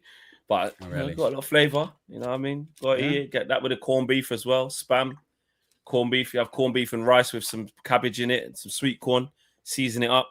Corned beef is like one of the worst meat you can get as well. But again, when the chips are down or you got to get through, just to get little corned beef and rice, last you a couple of days and that. Yeah. And you know when you get that really, really bad corned beef, like if you just even try and pick it up, it like disintegrates. Immediately. Yeah. And you're like, oh my God. Mishmash of all that. And it's got like the little jelly fat kind of around it. Oh, make that. Oh. That was a chance. It was a ball in. Ethan Whitley just kind of stuck out a leg. Yeah. Yeah. And it's just is that your boy, Owen? Your boy, tell you what, wrong side. Oh, no, it's not. It's not your guy. It's not. Yeah. I was going to say, I was going to do my Alan Hansen. I was going to sloppy. Yeah, sloppy. Sloppy. No. Poor. And the worst thing is, like you said, that Danny Warden goal, just have a shot. It'll probably go in. Yeah. Yeah. I mean, this looks like a kids game now, isn't it? I mean, I don't know if it's kids playing for Wrexham, but yeah. Well, how old's your guy now? Same age as you? Same age as me. So yeah, he's 30. Yeah, so he's at the not end of his career, but like he's been playing this whole time. Well, I like to consider myself relatively young, Flex, yeah. But yes, in terms of a footballing career, I would be looking for my last big contract. Well, how do you think I feel, mate? Fair, yeah, you'd be done. I'd be finished. Unless you're like Ronaldo and shit. Gigs, and exactly doing yoga. Obviously, Flex, you are the Cristiano Ronaldo of the YouTube world. Obviously, you know I don't know what your YouTube age is. You know, like Ronaldo's Woo page is like 29. That's what your YouTube age is. I don't know. Yeah, 30, like me.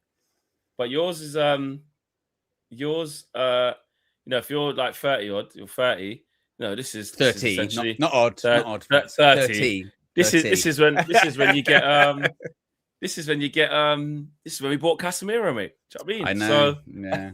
No, there's a lot of things going on. Well, that was the thing. So when I was saying the story earlier on about like how me and Dom used to be on the same team, you know, when we were kids, the thing that, of course, I left out is that was now a long time ago.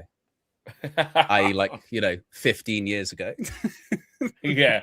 You weren't in school like 2 years ago. Where no, that wasn't a recent thing. That was had a whole different lifetime now. Yeah, we're closing in on like, you know, 2 decades since that happened, but it's fine. Oh God, it's a funny old life, isn't it? It is, yes. Dean Windass, mate. Tell you what, Hull legend, scored in the playoff final, mate. Yes, what a goal to the Prem. Yeah. What do you mean? Nothing wrong with being like Dean Windass. Yeah, I remember him from Bradford back in the day. Bradford, yeah. As we enter the final 10 minutes, can we get an equaliser? Can we do anything? There you go. Take a shot. Oh.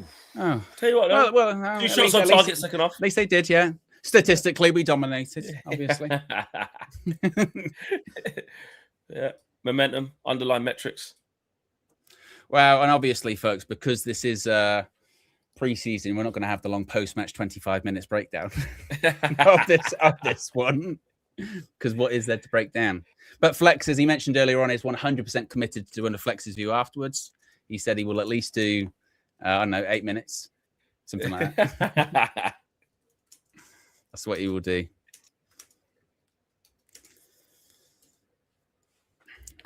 I would love just a late last-minute equaliser, just so we haven't opened our pre-season with a defeat. There was a bit, of excitement, so it wouldn't be nice to lose a match. Yeah, although we've it is lost a bit of a to England, reminder. and I'm so annoyed we're out the World Cup. Can't wait to watch Man United. Loss. Yeah. But it really, it's just so insignificant, isn't it? Really. Yes. We spoke about obviously, the first team should do a lot better than that. But listen, man, it is what it is. 45 minutes in the tank. Let's get into the next game. When you say the next game is Friday, so I don't think anyone's going to be back by then.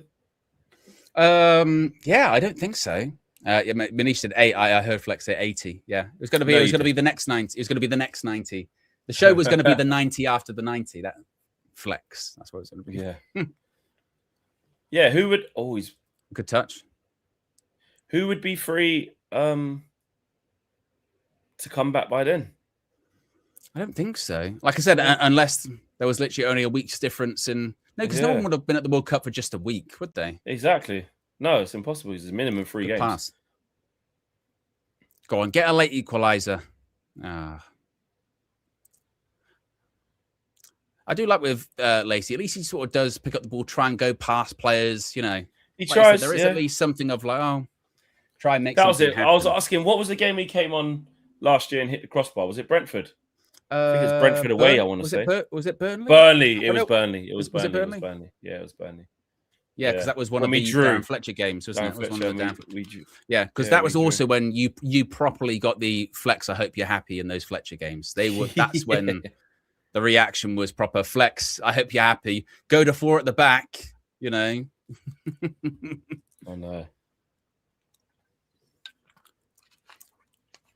I thought 4 on the back and Cobby was going to fix this. Well done. There you go, Owen. Look, he tried to catch the ball down by his sideboard, like you said. Yeah, that is the same guy. That's definitely. Yeah, he's not that. Yeah. I need to see that again. Yeah, it is Connor Cody. Yeah, it is Connor Cody, mate. He tried to catch it on the side. The side. And then Leicester got a good goalkeeper after him. I know they went down and stuff. I can't remember his name. Yeah, the young guy. He's actually pretty good. Was he the one that we were linked with? I think we were linked with one after they went down. Yeah, ball in. Grief. Too much. I mean, yeah. Pre-season. He's young. Pre-season. Even he said, yeah. Sorry about that.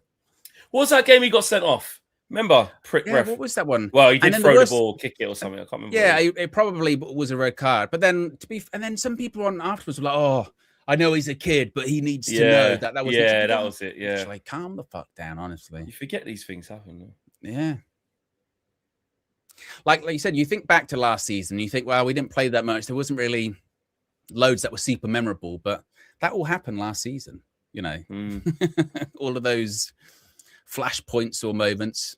Like I said, I tried once before. I didn't finish it, but I was going to do a video, but it's really difficult to pull off, where you have to do it literally as the season's going, and all of these big highlights you have to put and do basically a Premier League years kind of retrospective of the season on United View.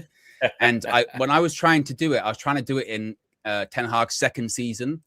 And the reason why it was so impossible is because 1 month, I think it was August, for the month of August, there were 3 or 4 different statements alone. Statements. Oh, yeah. Remember we had corner flag settings. Yeah. Let alone results. Statements, man.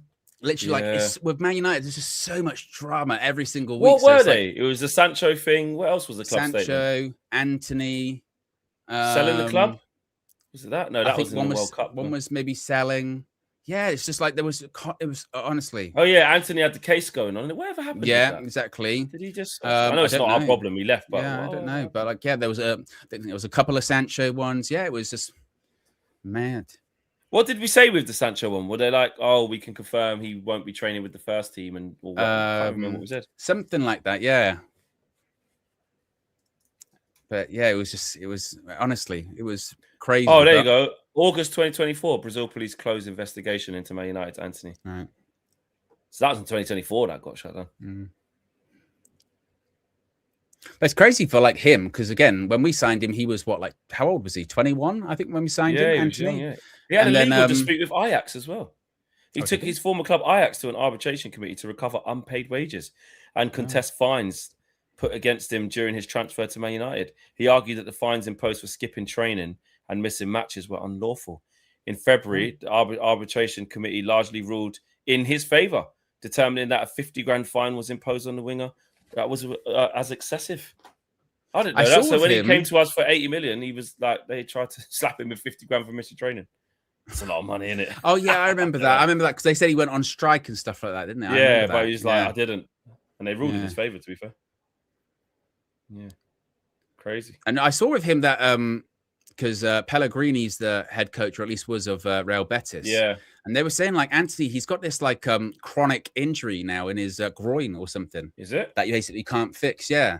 I can't remember what it was, but they said it was this specific name. And then I Googled it, and it's a chronic injury in his groin. And the only way for it to recover, it can't really ever recover. The only way for it to get better is to not play football, basically. Wow. So it's kind of Ledley Kingish, where you can't really train.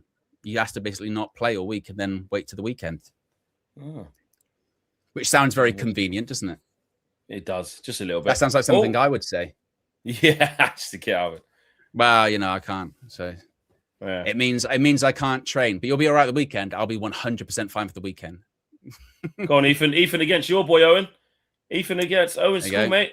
Oh, he's twisted him up. You better message him there, mate. If Dom turns around and scores an own goal, he's been paid off by me. Could you imagine? What a scandal. Look a bit tired. Look knackered, the boys getting they the breather. Do. Yeah. Okay, now look. Harry Hamas is blowing. Yeah. You forget Harry Hamas played in that Lyon game where we came back. Yeah, that's what I mean. He's been like a couple of times. Particularly he came off the bench in that game, but he played. I think that second... Yeah, that Erik ten Hag, was it his third preseason, whatever it was, when he played quite a lot in the preseason, there was this feeling of, even at the time, or maybe we don't even need to buy a left back. We've got Harry Hamas. Yeah. And then even when we played the Community Shield, he was with the squad, but he wasn't in the squad. Remember that? And they were like, it's to get his experience of being at Wembley. And then we just never saw him. He just disappeared. Yeah. Well, I think it's because the loan move didn't work, so he hasn't got the development that he wanted. But well, and also maybe as well that summer when we were looking for a left back, maybe they kind of sort of kept him a bit in purgatory because they weren't sure if we were going to get one or we weren't going to get one. How much will we need him? Because he probably should have gone out on loan then. What was the time when we nearly got Cucurella? Was that when it was Regulion or Cucurella? I think that's around that time, yeah. And the only reason we didn't end up getting him is because he played in the Carabao Cup. And because he played in the Carabao Cup, he would have been cup tied. And we were like, we only really were looking for him for just to play him in cup games. Imagine. Mad. And Cucurella was like, I'm not going there. Or Chelsea, picked him and said, no, there you go, cup tie. Daniel Luciano says, Owen, the people want your weight loss journey video. Well, mate, different chapters, yeah, different chapters, mate, different chapters. A good story is over 1 year, or about several years. No, I still need to do one with Dr. Andrey. I was meant to do one. I was meant to go in the Dr. Andrey. I was meant to go in the Hell Fan. But his fan's wicked. Yeah, go in the Hell Fan. Little beetle. But I couldn't go because I just got Asher at the time, and I couldn't leave her on her own for a while. So, but we will do it at some point, I'm sure. Yeah, you will. He is like Harry Maguire proper. That kid. Look where he runs. I know. That's crazy. Even the way his hair bounces. Yeah. You know what I mean? You go because actually, like the camera feed's not that great. So from far away, you would just assume Harry Maguire's still playing. Yeah, just say he's left-footed. He's not as tall as Maguire. He's not as big as him, but it's just the way he walks. It's just the way he strikes. He just looks like him on the ball. That's what it is. Someone said it's I don't know how you pronounce that. Pubalgia. I don't know how you say it, but that was what it was, and it looks like a bit of a funny word. So that's why I googled it. And then when I was reading up on it, it was like this chronic groin injury where basically you can't overtrain. You can't train that much, basically. Oh, and it sounds very painful. And that shit thing to get as a footballer, isn't it? Where you've got to train every day. Exactly, yeah. Can't even believe there's added time here. I know. What's the ref thinking here? Yeah. Put us out of our misery. Been a better team second half, though. Asked a couple of questions. Yeah, I don't know if that's because Wrexham haven't been as intense. Yeah. Yeah. Good touch. Great touch. I tell you what, nothing has happened in this game. No. Nothing. Oh, ref! Hey! Ref! You've screwed us over. And there is the full time. Well, that Flex, was a pen. Absolute disgrace. Let me compose myself before I have to do this engagement meltdown. Michael Carrick, you fucking fool. Flip the table. This is why we need to go buy 3 more players right now, Flex. Spend 150 million on each. Damn. Spin. I think it's justify shocking. This, Flex. Justify this. Justify this. If you don't, you're born paid for. I know you. Know, this is as soon as we have to play more than 1 game a week, because we've got a game on Friday. Exactly. So, the honeymoon period's over. We told you, Carrick's a fraud, mate. Yeah. Carrick's a fraud. So, yeah. How do you sum that up? I mean, I'm going to attempt to do it after this as well in Flex's view. First team that played, terrible. They were terrible. There's no other rubbish. Yeah, they were rubbish. Genuinely, there was no other way to say it. You obviously give them the pass of first game, get the cobwebs out. It's all about just getting some minutes in the legs. But there's not much else you can really break down. That was disappointing. You never want to lose matches, especially with the goal that we conceded as well. With the amount of talent we had out there, you expected a better return than that in the first half for sure. Because we just wasn't a threat at all. We were terrible, like you said. But what can you do? You just got to move on, innit? Just get on with it. It's a bad one. Wait for more players to get back and get fitter. Yeah, I mean, one thing you would say is, they not so much with the academy players in the second half, but those more senior players in the first half. I mean, my goodness me, did they look rusty? They looked rusty. They looked, and even you mentioned there, even with some of those players in the second half, they looked a bit shattered, didn't they? So, and the thing is, I suppose with pre-season, you assume top level elite athletes take care of themselves, and the training never really stops for them when they're on the holidays. But there was a really interesting video. It might have been an overlap actually, and it was Gary Neville, Wayne Rooney, Roy Keane. And they were all talking about how much they did or didn't take care of themselves in pre-season. And sort of, I think it was Gary Neville and Roy Keane, I think. They said, well, it never really ended for me. I had my own little routine and sort of thing that I did to keep myself in shape and blah, blah, blah. And then Wayne Rooney, you'll be shocked, Flex, was like, I didn't do anything. I didn't do anything. He said, I think, I mean, I'm paraphrasing, but I think he said something to the effect of, I didn't do anything. And then the day before, I would get a stationary bike, and go in the steamer on the bike I just sweat out, and then come back in pre-season, a little bit overweight. But by the time we got to the season, I'd be hit my weight fine and sorted. So I don't know. That's definitely not the professional way to do it, certainly. But yes, but not really anything to read into there, positively or negatively. No. And it's like first game of preseason, there's a lot of work to go in. Not everyone's back yet. Doesn't excuse completely, the goal that you conceded. If you have a game like that, you'd be like, well, at least be 0-0 then, so there's nothing in it. Don't lose. But so it wasn't good from the first team. The kids who played in the second half, they did well. They did okay. Yeah. Santos, we've had a little look at him. We didn't really see that much of him, really, did we? I mean, all we had is that Xerxes flash shot there. That's it. That's couple of from Santos, couple of forward passes, but then also a couple of times he lost the ball and actually looked a little bit sloppy, a little bit, a little bit not very sharp. But again, nothing to really read that much into with that one. I think the one thing that probably Carrick would say to them at full time, particularly like I said, that defense is, they're meant to be, even in the first game of pre-season, when you're not at your sharpest, and yes, a lapse of concentration can lead to a goal at any point, let alone in the first game of pre-season. But you probably would look at those players like Maguire, like Heaven, like Luke Shaw, going, like, Luke Shaw, your back post, like, where are you? I know it's pre-season, but that's basics. That's football basics. Like even in your first game of preseason, you're better than that. You should be better than that. That's not acceptable. So those things will certainly be said. And you never know. Sometimes with these kind of preseason matches, first game, they sit down and Michael Carrick or somebody in that dressing room can go fucking crazy and go, if you think you're going to pull this shit all preseason, you got another thing coming. And you just give them a rocket. Yeah, you say, what the fuck are you doing? Yeah, exactly. So it's one of those. Yeah. Exactly. France, England tonight. Exactly. Third place playoff. You know. Yeah, great. Let's see that. You know, just that now. Yeah. So there you go, guys. It's been. What has been nice is just to come together again and watch a game. Exactly. I know. Actually, and we didn't even do much of watching a game. It was a terrible game, and we performed badly. But just nice to get streaming. You know what I mean? Get the cobwebs out. Yeah. And another one on Friday. We go again. And that's it. Do you know what I'm saying? So big up to each and every single one of you. Enjoy the evening, whether you watch England or France, or whether you're just chilling. Just enjoy your weekend. And final day after. You may or may not see a reaction from me after this, not gonna lie. And I'm just gonna be honest. It's just gonna be 100% honest, guys.